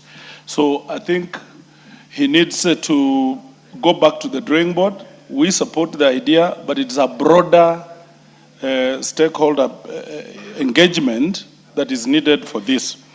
Honorable Speaker, any government has a moral responsibility of regulating essential goods and services so that they cushion their citizenry, Honorable Speaker. But that comes with a responsibility, Honorable Speaker. My friends are talking about Europe, where fares are cheaper and they're regulated. But in Europe, we have responsible governments. Governments that have ensured that our people have proper roads. Governments that have ensured that their people have proper security, Honorable Speaker. I really do not understand how you are going to regulate a border carrying a passenger from Mianga Market to Bumula Market in my constituency, where the government has neglected that road for the past 20 years, Honorable Speaker. The government now loses moral authority. And that is why we are speaking to the government. That yes, if you want to be a prefect of all these things that you are discussing, please be responsible. Be a responsible government. Ensure that the people that you want to regulate have proper health care. Ensure that they have proper roads. Ensure that they have proper security, Honorable Speaker. The people you want to, the government that wants to regulate this transport sector, Honorable Speaker, the users of these services, Honorable Speaker, live in perpetual fear. They are attacked every other day, Honorable Speaker. The operators of matatus, we've seen gangs have taken over towns, major towns of this country, to an extent that the operators of this service, Honorable Speaker, they need to organize their private security. Yeah, we have seen this government encourage, they are using gangs, Honorable Speaker, to continue to administer their things, Honorable Speaker. It becomes very difficult that a country that cannot ensure that its people are secure, including operators, cannot then purport to be the prefect of these things, Honorable Speaker. Yeah, we have seen gangs take over this country. We have seen gangs take over private meetings, public meetings, Honorable Speaker. People who want to attend rallies to listen to their leaders, they cannot get there because of goons hired by the government. How can the same government come and regulate this thing, Honorable Speaker? Private operators will need to hire to organize their private security. And that must speak to the increase of the fare, Honorable Speaker. So must the government start respecting itself? Yeah. So if you want to be respected, and my senior brothers here, like Honorable Chairman of Agriculture, you know, I pity where you're speaking from, because you know the realities on the ground, that this government is not doing anything. This government is not building roads. This government has not ensured that Kenya is secure, that the people that you want to transport from point A to B are not secure, Honorable Speaker. Teachers are not secure. Out of order, Teachers to go to school cannot be secure, Honorable Speaker. They are not secure because government has goons. Doctors. Honorable Jack Wamboka. The Honorable Mutunga is on a point of order. Honorable Speaker, I stand on a point of order. Is the member in order to purport that we are discussing insecurity or security of this country this time? The bill is on public transport regulation. It should clearly relate to the two issues. There is nothing to do in security. Honorable Speaker, and he has made specific reference. He should have listened to my contributions. And if he did listen, they are available in the answer. Honorable Speaker, I was very clear on my points. Honorable Speaker, I have a lot of tremendous respect. Order, Honorable Jack Wamboka. Honorable Jack Wamboka, speak to the rules regarding relevance, but proceed. Honorable Speaker, I have tremendous respect to my brother, Mutunga, but you cannot talk about transport minus security. The people you want to transport from point A to B, they need to be secure, Honorable Speaker. Because if there's no security, Honorable Speaker, it will need that they organize their own private security. And that is why we are saying we have lost this country to goons and gangs, Honorable Speaker. That must be restored. Security must be restored so that the transport sector is regulated. You can't speak to that. Doctors need to go to hospitals in a safe manner, Honorable Speaker. Children need to go to school, Honorable Speaker, in a safe way. Fares are going up because the operators will have to go an extra mile to organize their own security, Honorable Speaker. This is what we are saying. The government has not made roads. You like it or not, the fares will go up. Well, then let me teach you, you relax. Fares will go up whether you like it or not, because roads are bad. Cost of maintaining motor vehicles, buses, border borders is going up. This government told us there is a bottom-up government, Honorable Speaker. Honorable Beatrice Elachi is on a point of order. Honorable Speaker, you'll add me some time because they are disturbing. Mr. Speaker, is my colleague in order to tell Kenyans here on the floor of the House that whether they care or they don't care, and yet we are amending laws here, that their fares will go up. Our communities now must know we have no power, fares will just go up. Is it in order to tell Kenyans that? Are you saying that these operators are more powerful than the clients they carry? No, it cannot be. Speaker, you'll add me 2 minutes, but you can see these are just distractions. I'm building context in this manner, Honorable Speaker. That if roads are bad, cost of maintenance on pikipikis and matatus and buses will go up. That has to be taken care by someone. If security is bad, it will force the operators to organize themselves to hire private security, which will bring the fare up. I don't know what bit doesn't Madam Elachi understand. We are dealing with a government that says they will bottom up every sector. And we are talking about transport sector. The biggest contributors of this sector are border borders. Are border borders happy? No, they are not. Are Mamambogas happy? No, they are not. that they need to take the fresh produce from their farms to the markets to use transport which has escalated because of these things. They are not. Honorable Speaker, this government lied to our people. This government, at the right time, they must go. Thank you. The Honorable Beatrice Elachi will now make her contributions. Thank you, Mr. Speaker. Mr. Speaker, I rise to support this bill, this amendment bill on the National Transport and Safety. And Mr. Speaker, this is the only opportunity we have to really speak on this transport sector and ask ourselves as leaders, without bringing in the politics and everything that and the theatrics we have, and see how we can assist Kenyans, because we allowed ourselves as a country, Mr. Speaker, that our transport sector is more private. In many countries, the transport sector is managed by governments. But at the same time, I want to appreciate the Matatu Association because they work closely with government to ensure that whatever law or regulations we put in, Mr. Speaker, is adhered to. And Mr. Speaker, when you look at our transport sector in Kenya, and I want to plead to the Matatu Association, that you can sit and come as the association, Mr. Speaker, especially in Nairobi. You are able to negotiate with government, partner with government, and do for us trumps. And still, you will manage it, but manage it in a better way, just the same way the expressway is being managed privately. And that is what we need to help the Matatu Association to understand.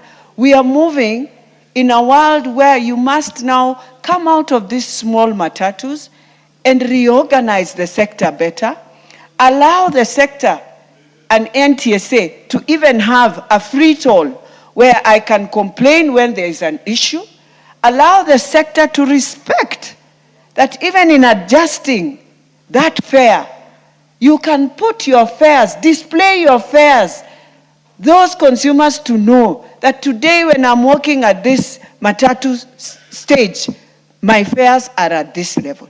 Display them. That's what Kenyans will want to see. Mr. Speaker, Kenyans will want to see when there is a temporary increase, there is a reason for it. They will appreciate that and tell them that temporarily increase you have put. But the moment the fuel goes down, then you must adhere again to the rule. But you cannot just leave it at that. And I think this is what this bill is trying now to ensure we have regulations that we can respect. Mr. Speaker, it is important for the Matatu Association to communicate to the public in advance. And they have to also give dignity to the passengers they carry. You remember, Mr. Speaker, when Mishuki brought in the rules of self-belt. Today I can tell you in all our matatus in Nairobi, people are now standing again. They are so squeezed. But I hope the fares then are also affordable to the people. But you can't tell me you'll charge the same fare and people are standing. Even the border. You hear our colleagues, all of us here, we are speaking about goons. I don't know who are goons. When you are running with them all over, when do they become goons? And when do they become you are the one who is calling them that tomorrow I'll have a rally, I need you. Let us stop it in this house. Let us be honest to ourselves. We have used our young people. We are the ones who use them. All of us, no politician here will tell me you have a goon. You have a young person you called in your bomber when you are starting your rally. They are now, after they have done bad things, they become goons. No. Let us agree it is wrong what we have done, and we must sort out that problem. That when you call young people to be with you in your rally, give them the rules and regulations on how you'll want to see that rally. But not to come here and say we have which goon? Kwani it has become an alien coming from the sky, dropping into your rally. No. But because they are doing wrong things is when we run away from it, yet we encourage it. So let us stop us. Any politician in Kenya, any, even the ones who are coming, you'll find young people in your home, even those you don't know, but they join you. That's how they come in. And it is something we've had for many years, Mr. Speaker. So let us not try and run on that. The crew of the matatu should also be very disciplined on how they handle customers. We must agree that when they have done wrong, they must attract disciplinary. You remember on Thika Road, that when you don't have fare, you are thrown from this matri that is roaming, and you are just gone and buried. We cannot allow that. Those are some of the things we are saying. Such a bill must come and address. And NTSA, even this one of my border people, you cannot allow, even just on the road right now. So the border will be on the wrong side, going on the wrong side. The police is there, everyone is there, it is okay. It is not okay. We have to bring order, Mr. Speaker. Whether you people fear their voters, they are our sons and daughters, they are also dying. So let us give them regulations that will help them. That does not mean I have stopped you to be in that transport sector.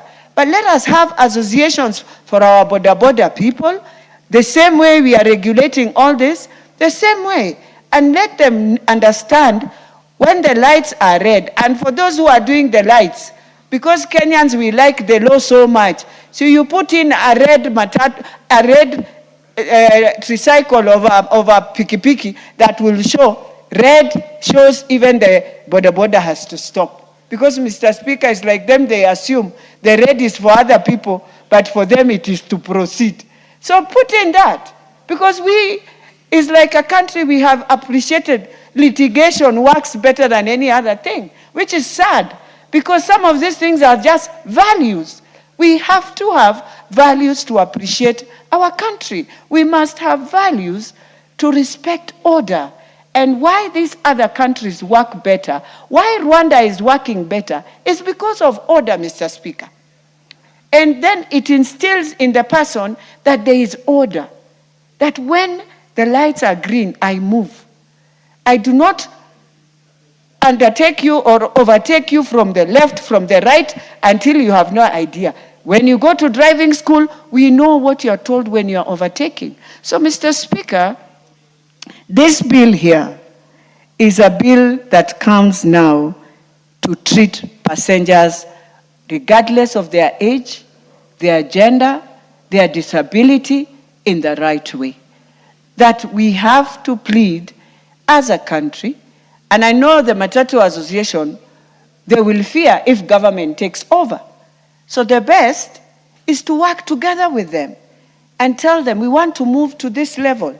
Are you able to come together as associations, contribute money, and we give you the partnership so that they run the system the way it is run in London and in any other. It cannot be, Mr. Speaker, in London, the person who runs the transport system is a Kenyan, has organized the whole of London, and yet from his own home country, the transport system does not work.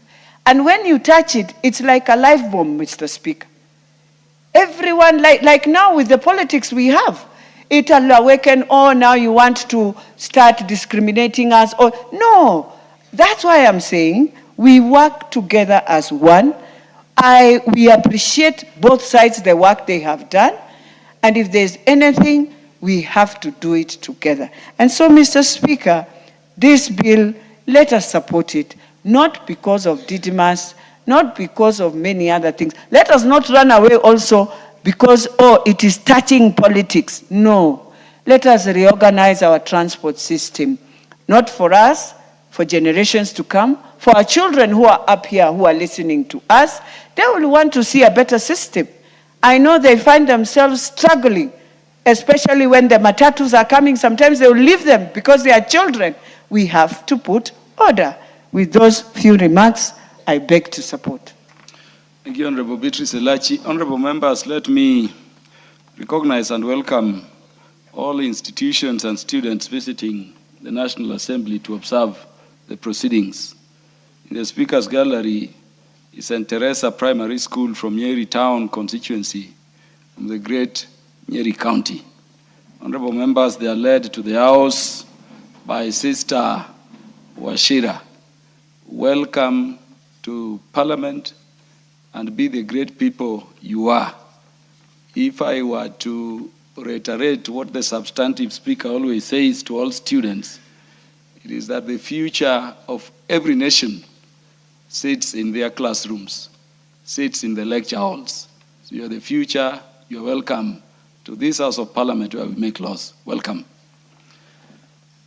The Honorable Waluke is now recognized to make his contributions.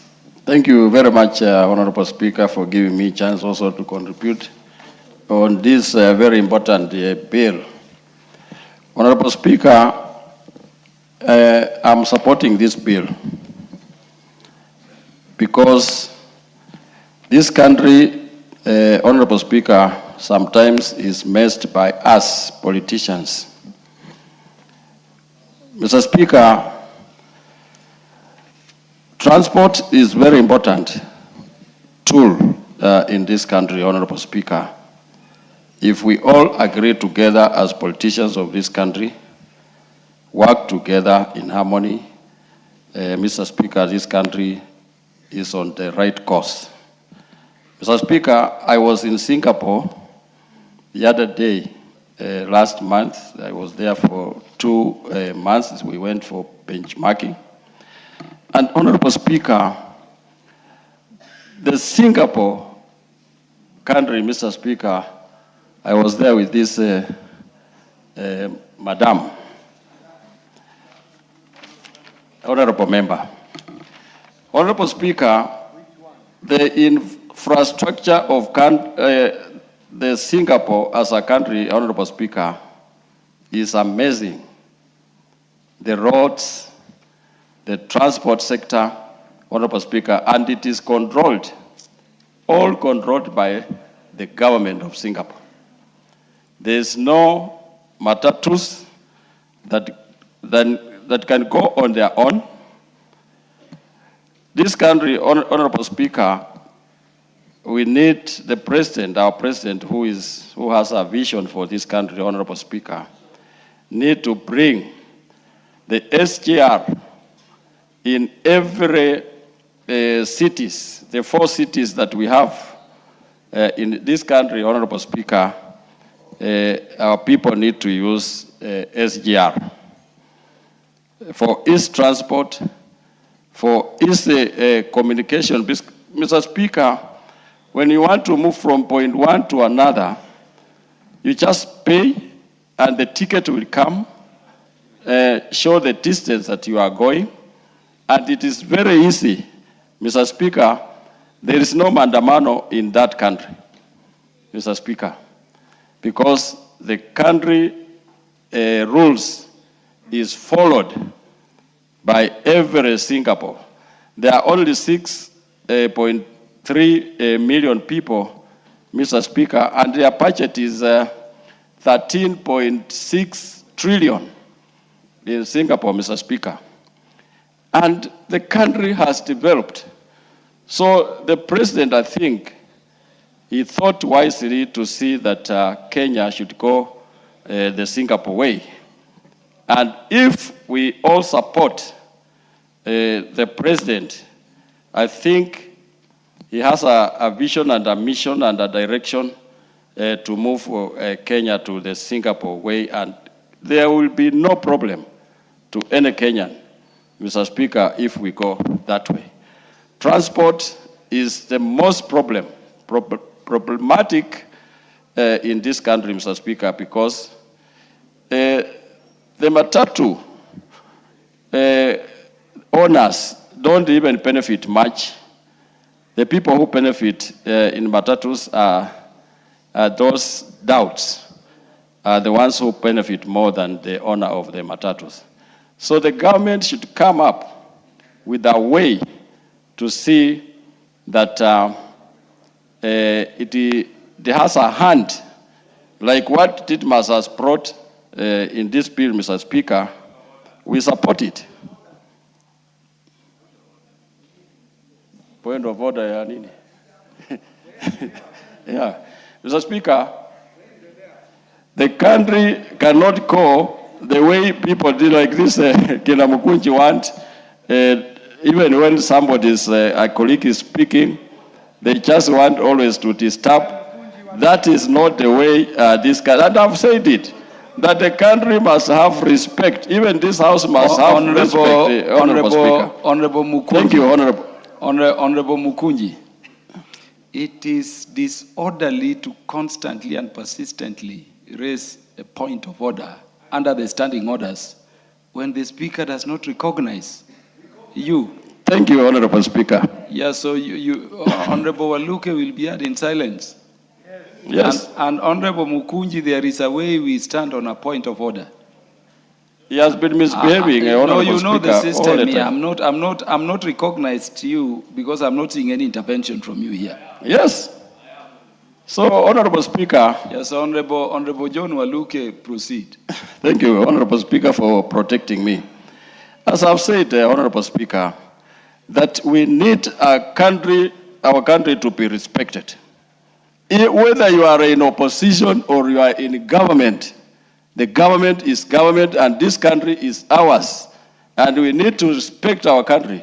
We need to respect the leadership, even if you are in opposition. And this is why we are going wrong, Honorable Speaker, in this country because of democracy.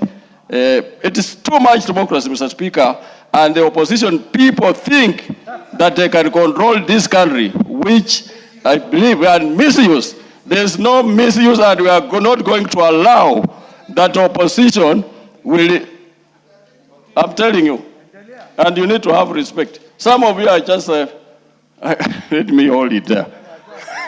Thank you, Honorable Speaker.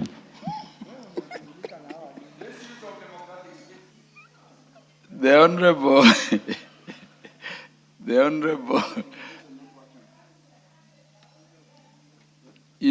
I want to go with the requests here. Honorable Harrison Kombe is recognized to make his contributions.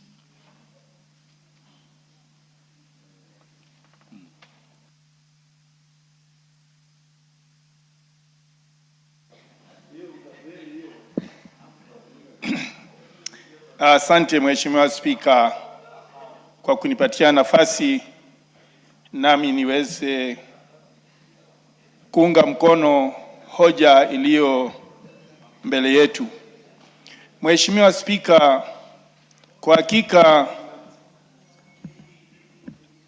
idara hii ya uchukuzi ni idara muhimu sana, na ni idara ambayo inastahili kuwa na kanuni zake ambazo zitaiwezesha kazi iweze kufanywa kwa njia mwafaka. Mheshimiwa Spika, Mheshimiwa Spika, kuna haja ya kuweka sheria ili kudhibiti sehemu hii ya bodaboda. Kitengo hiki cha bodaboda ni kitengo muhimu sana katika nchi yetu na kinastahili kudhibitiwa vilivyo, kwa sababu kukiwa na utovu wa nidhamu katika sekta hii utapata ya kwamba mambo hayaendi vizuri. Unashangaa ukiwa barabarani unapitiwa mbele kwa njia isiyostahili na driver wa bodaboda. Inakuwa ni tatizo, ukimgonga ni shida. Jiandae kabisa, gari itachomwa saa hiyo hiyo. Wanakuja kama nyuki. Lakini iwapo idara hii itadhibitiwa vilivyo kisheria, nafikiri hata hao wenyewe wana bodaboda wataweza kupata nafasi ya kufanya kazi vizuri, na pia wateja wao watakuwa wanawaheshimu. Ukizingatia hiyo sekta vile inavyoendeshwa nchini Rwanda, ingekuwa tunaweza kuiga mfano huo, basi nafikiri Kenya tungekuwa katika moja wapo ya zile nchi ambazo zinadhibiti kisheria idara hii ya bodaboda.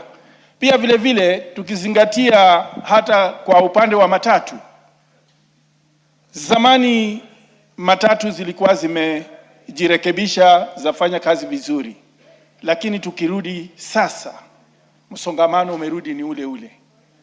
Hapa Nairobi kuna kundi la matatu ambalo linaweza kuamua kuzunguka huu mji na nderemo, vifijo, tarumbeta, mpaka unashindwa hii gari inafanya kazi ya kubeba abiria ama inafanya kazi ya wendazimu. Mheshimiwa Spika, kuna haja ya hizi sheria zikaweze kudhibitiwa, na wale ambao ni wa kuhakikisha hizi sheria zinafuatwa, hao askari pia nao wanastahili wapewe nafasi ya kufanya kazi yao vilivyo. Maana punde tu matatu zile zenye kupiga matarumbeta hapa mjini zinaposhikwa, hata hazitafika station, zinawachiliwa kwa njia, kwa sababu simu zinatoka sehemu kubwa kubwa, na unaona tu wanawachiliwa na wanaendelea na hiyo hali yao ya utovu wa nidhamu. Mheshimiwa Spika, naunga mkono mswada huu. Iwapo tutaweza kuupitisha na uweze kutumika, basi tutakuwa tunadhibiti hiyo sekta ya uchukuzi na kila mmoja atafurahia. Asante Mheshimiwa Spika. Honorable Sabina Chege is recognized to make her contributions.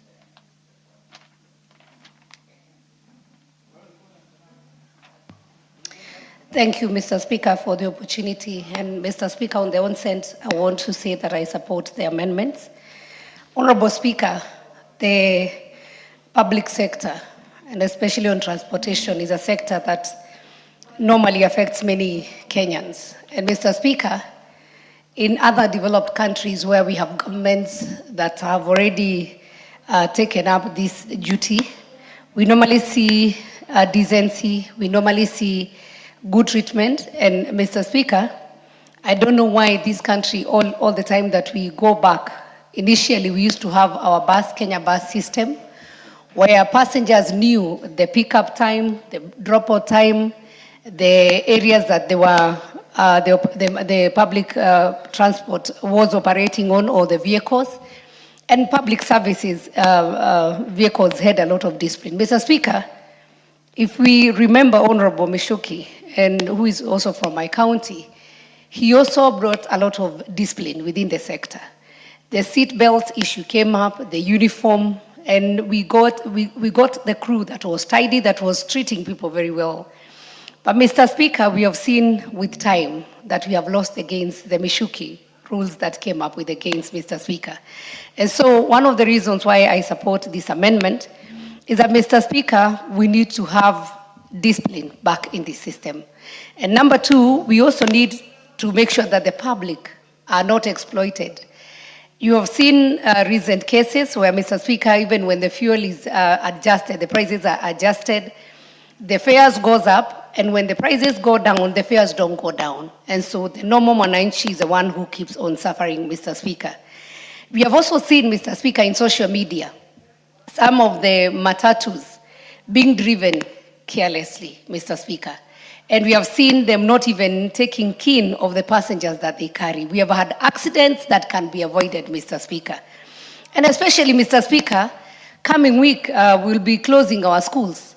Mr. Speaker, we have had some of these public services, vehicles, being conduits to sell drugs to the children. And some of them, Mr. Speaker, you also see how they are driven carelessly.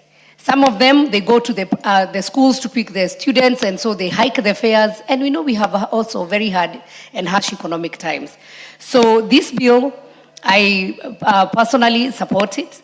And Mr. Speaker, I would say from the crew to the fare to the discipline, Mr. Speaker, and we should not, in today's age, have matatus where people are standing. Even for the general public, for anyone to enter matatu where the matatu is full, I think also this one also looks at the law enforcers. And Mr. Speaker, I am very sure once we put discipline in this industry, the issues of even the law enforcers, the 50 bob, the 100 bob that they normally give as a bribe, so that then they can be able to carry excess, Mr. Speaker, is going to be a matter of past. So customer dignity is a must in public sector. And I wish, Mr. Speaker, that one day, one time, we can have a public service motor vehicles being ran professionally. I visited recently, I went to TZ, I saw they have gotten even their train and they are improving. They might catch up with us, Mr. Speaker. And so it is important that we as a house make sure that the customer dignity is looked at, the passengers are treated well, and Mr. Speaker, they're also not exploited, and especially on fares. So I stand and I support Mr. Speaker, and to say this is really the work that we should be doing in Parliament. I have heard a lot of people talking about goons, Mr. Speaker, and who use our boda young men, and then they call them goons, Mr. Speaker. All I want to say, if you are able to call those young men to come either to protect you or to come in your political rally, and tomorrow they will not have a place to go, they will turn against you. So it is a time bomb, Mr. Speaker, that we as leaders, we might joke about it, we might do the blame game, but at the end of the day, Mr. Speaker, even our brothers and some of our sisters who are in this border industry, Mr. Speaker, they also need to make sure that they follow the law and at the same time avoid, and especially now that we are coming to politics, avoid political exploitation, because we exploit them, use them. At the end of the day, some of them lose lives. And it was actually a shame, Mr. Speaker, that in our recent All Karau by-election, we got some of the young people who are called by a politician to go for a political meeting to disrupt. And when they suffered, the family were left with a bill, they were left with a sick child, and those politicians are nowhere to be seen, Mr. Speaker. And so I'll urge ourselves as the leaders that even when we have been given a chance to be in a leadership position, we should make sure that whatever we do, it's something that will not come to haunt us in the future. I support Mr. Speaker, and thank you very much. Honorable Patrick Makau, I hope you are not on a point of order on the dressing of the Honorable Sabina Chege, because it is very patriotic. Mr. Speaker, thank you for this chance. Madam Honorable Sabina Chege, she's very well donned. In fact, the clothes, the outfit she's wearing, dons the colors of Linda Mwananchi. So I'm very happy to welcome her to that party, because that is the way forward, loyalty and love of this country. Mr. What Speaker, is out of order, Honorable Sabina Chege? Thank you very much, Mr. Speaker. It is very unfair for the Honorable member to purport that I am donning a specific political affiliation or party or a movement attire. Mr. Speaker, I am a patriotic Kenyan, and today I chose to don the Kenya national flag's colors. So the Linda or Mwananchi, I'm a ground or whatever it is, Mr. Speaker, I'm just a patriotic Kenyan. And yesterday I saw some people who came looking like grasshoppers, donned in green, Mr. Speaker, and others in blue. But Mr. Speaker, what I would like to say is this: let us all become patriotic. Let us love our country. Let us not mess this nation as leaders, because if people cannot see what we do in darkness, God in heaven sees what we do, Mr. Speaker. Thank you very much. Honorable Patrick Makau, the colors green, red, black with white strips are the colors of the flag of our nation, a mark of patriotism. Honorable Sabina Chege, let us know you are tailor. We need to send more Kenyans to that tailor. thank you, Mr. Speaker. Mr. Speaker, thank you very much. Honorable Indeed. members, Honorable Makau, let me recognize and welcome a number of learning institutions to Parliament before we continue proceedings. Honorable members in the Speaker's Gallery, we have not honorable, but Kaungu Primary, School from Bere North in Embu County. We have St. Joseph Kikuyuni Senior School from Matungulu constituency in the Great Machakos County. We have students from Lion School, Imenti constituency in Meru County, and then we have Honorable Tilindi Primary School from Kuresoi South in the Great Nakuru County. I want to allow the Honorable Ibrahim Dawood, Mr. Speaker, have the mic. Not Ibrahim, but Rahim Dawood, to not only make his contributions, but also to visit and welcome all the students and their teachers to this House of Parliament. Thank you, Mr. Speaker. Mr. Speaker, first I want to welcome Tender Brains Academy from Meru County and all the other schools which have come, which are in the public gallery and the speaker's gallery. Mr. Speaker, I'm congratulating Tender Brains Academy from Tigania West on behalf of Honorable Dr. Mutunga, who has just stepped out for another meeting. And Mr. Speaker, this school is all the way, it's a comprehensive school, it's an academy, and it's one of the highest performing schools in Tigania West. Mr. Speaker, they have performed very well over the years. Up to the last 2023, they had a 394 score in the final exams. Mr. Speaker, to the students who have come today, my advice to them is to look up that they will be in where we are today, where we are standing today, and they should work hard, listen to their teachers, and from there build up on what the education will help them with. Mr. Speaker, I want to go to the bill, and Mr. Speaker, I want to support Honorable Didas Baraza in his amendment of the NTSA Act amendment. He's my vice chairman. Mr. Speaker, he has put very pertinent questions where he has mentioned that we should have a minimum and a maximum of the fares. Because, Mr. Speaker, like the previous speakers who have spoken before, at times when there is a shortage of vehicles or when schools are closing or opening, we tend to find that the fares have been hiked. Or when there are shortage of vehicles, the fares are hiked. Mr. Speaker, that is very inconveniencing for people who probably left home earlier thinking that the fares they will get will be lower than what they have. But, Mr. Speaker, the other thing is we need what we used to have, like Kenya Bus Service, or what we have in the Western countries. They have a timetable, Mr. Speaker.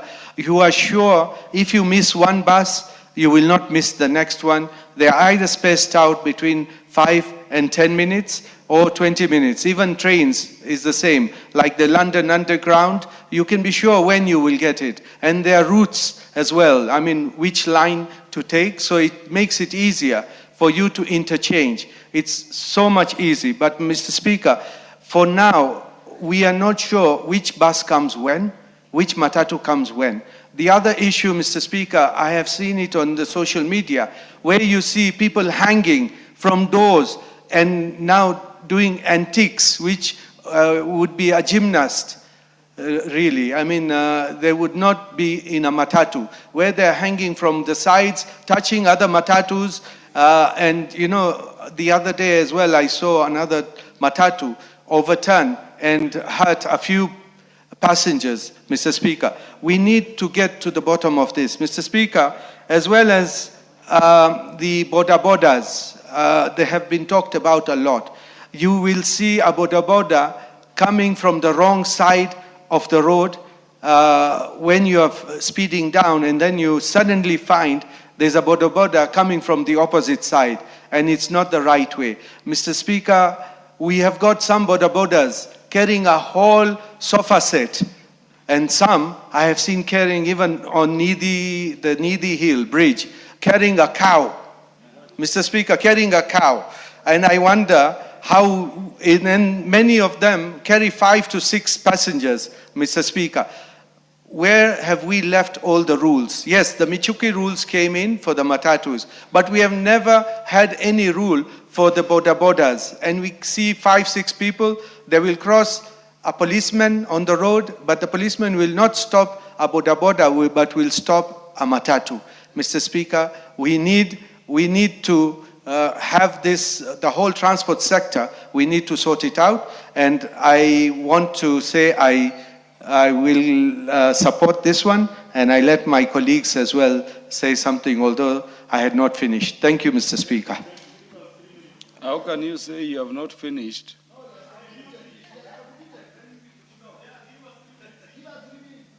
How much you speak is never controlled by fellow members. I've not stopped you. Yes, so the Honorable Joshua Kimilu is recognized to make his contributions. Thank you, Mr. Speaker. Mr. Speaker, I want to say that thank you for the opportunity giving me to contribute on this amendment, Mr. Speaker. And Mr. Speaker, because of time, I want just to use a few minutes and give my brother Karoli, my senior, to say something. Mr. Speaker, this bill, when I went through the bill, I saw that this bill... Joshua Kimilu, don't take the role of the Speaker. Thank you. Make your contributions, and then... I start guided, Mr. Speaker. Mr. Speaker, when I went through this bill, there are a lot to be done on the bill, for the bill to go through, Mr. Speaker, because the regulations, Mr. Speaker, on the NTSA need to be well checked, Mr. Speaker. Mr. Speaker, I cannot see how a government can talk of transport and they are not investing in the transport itself, Mr. Speaker. We need to have good roads if we want the transport to be improved, Mr. Speaker. Mr. Speaker, the nation with a goodwill, Mr. Speaker, it's very easy to control transport and to have good regulations, Mr. Speaker. Because, Mr. Speaker, the country is a country is guided by the law, Mr. Speaker, and we are here to make laws, Mr. Speaker. And, Mr. Speaker, we are not happy when we see, after making the laws, implementation becomes a challenge in a country like the country we are in. Because, Mr. Speaker, we remember there is a time where we had Michuki rules.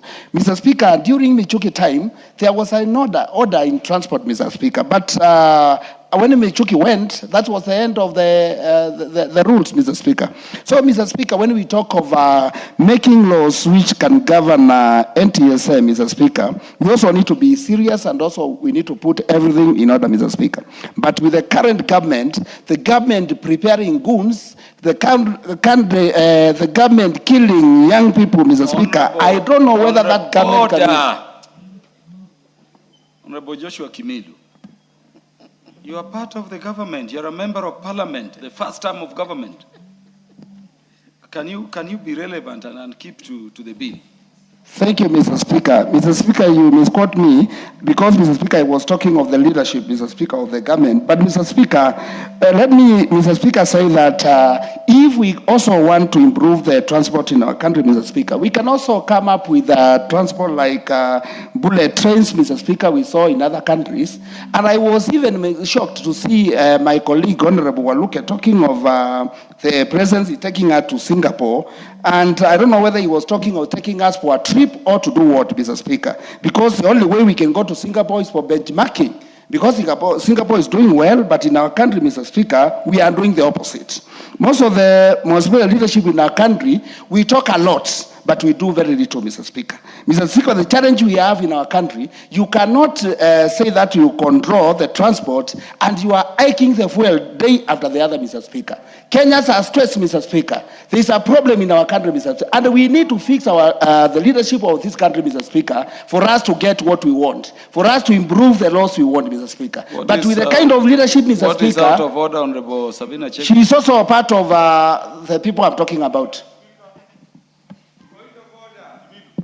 Mr. Speaker, Honorable Joshua before Kimilu, I conclude, order, Honorable Joshua Kimilu, the Honorable Sabina Chege is on a point of order. You'll take your seat. I've guillotined time for you, don't worry.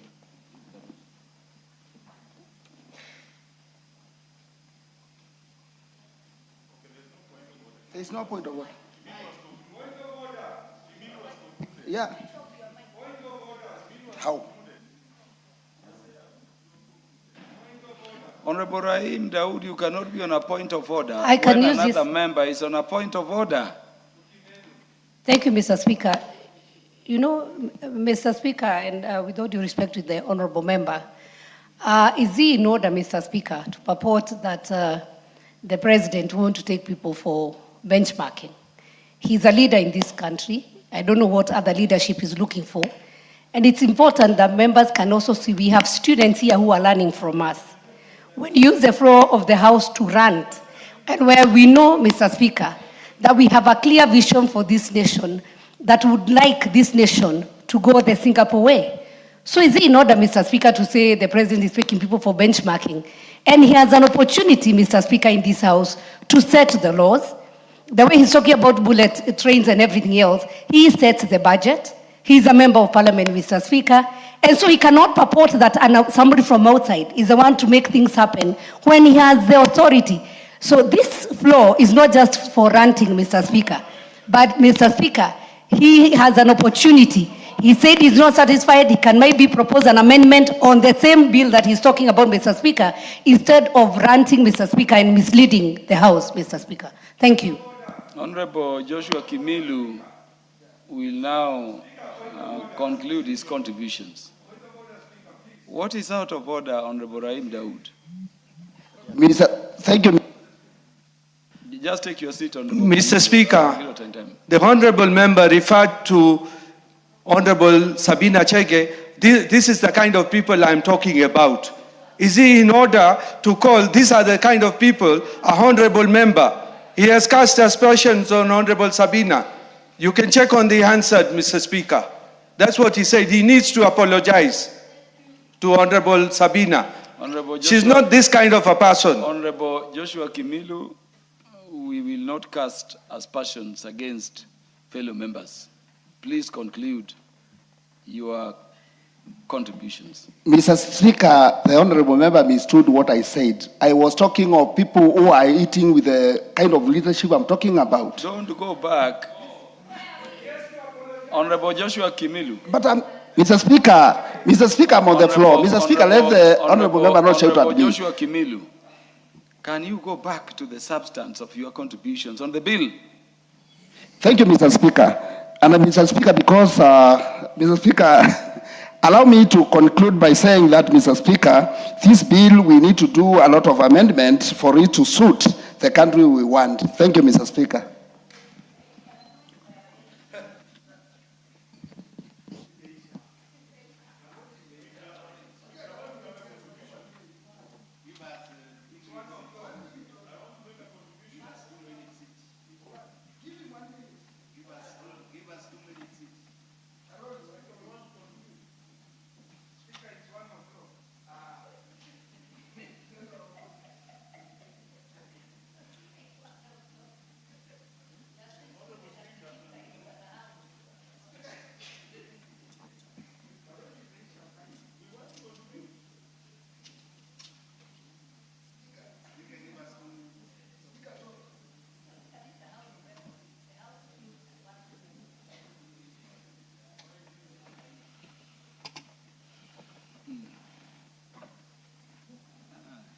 Students are walking in.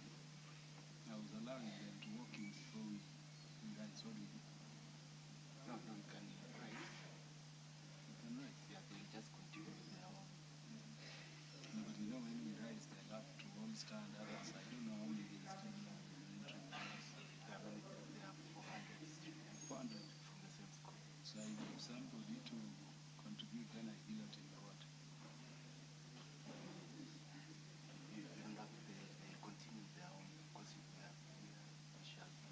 So we just adjourn. Order, honorable members, be upstanding. Who is that honorable member? Honorable members, the time being 13:01 p.m., this House stands adjourned until Wednesday, the 29th day of July 2026 at 2:30 p.m.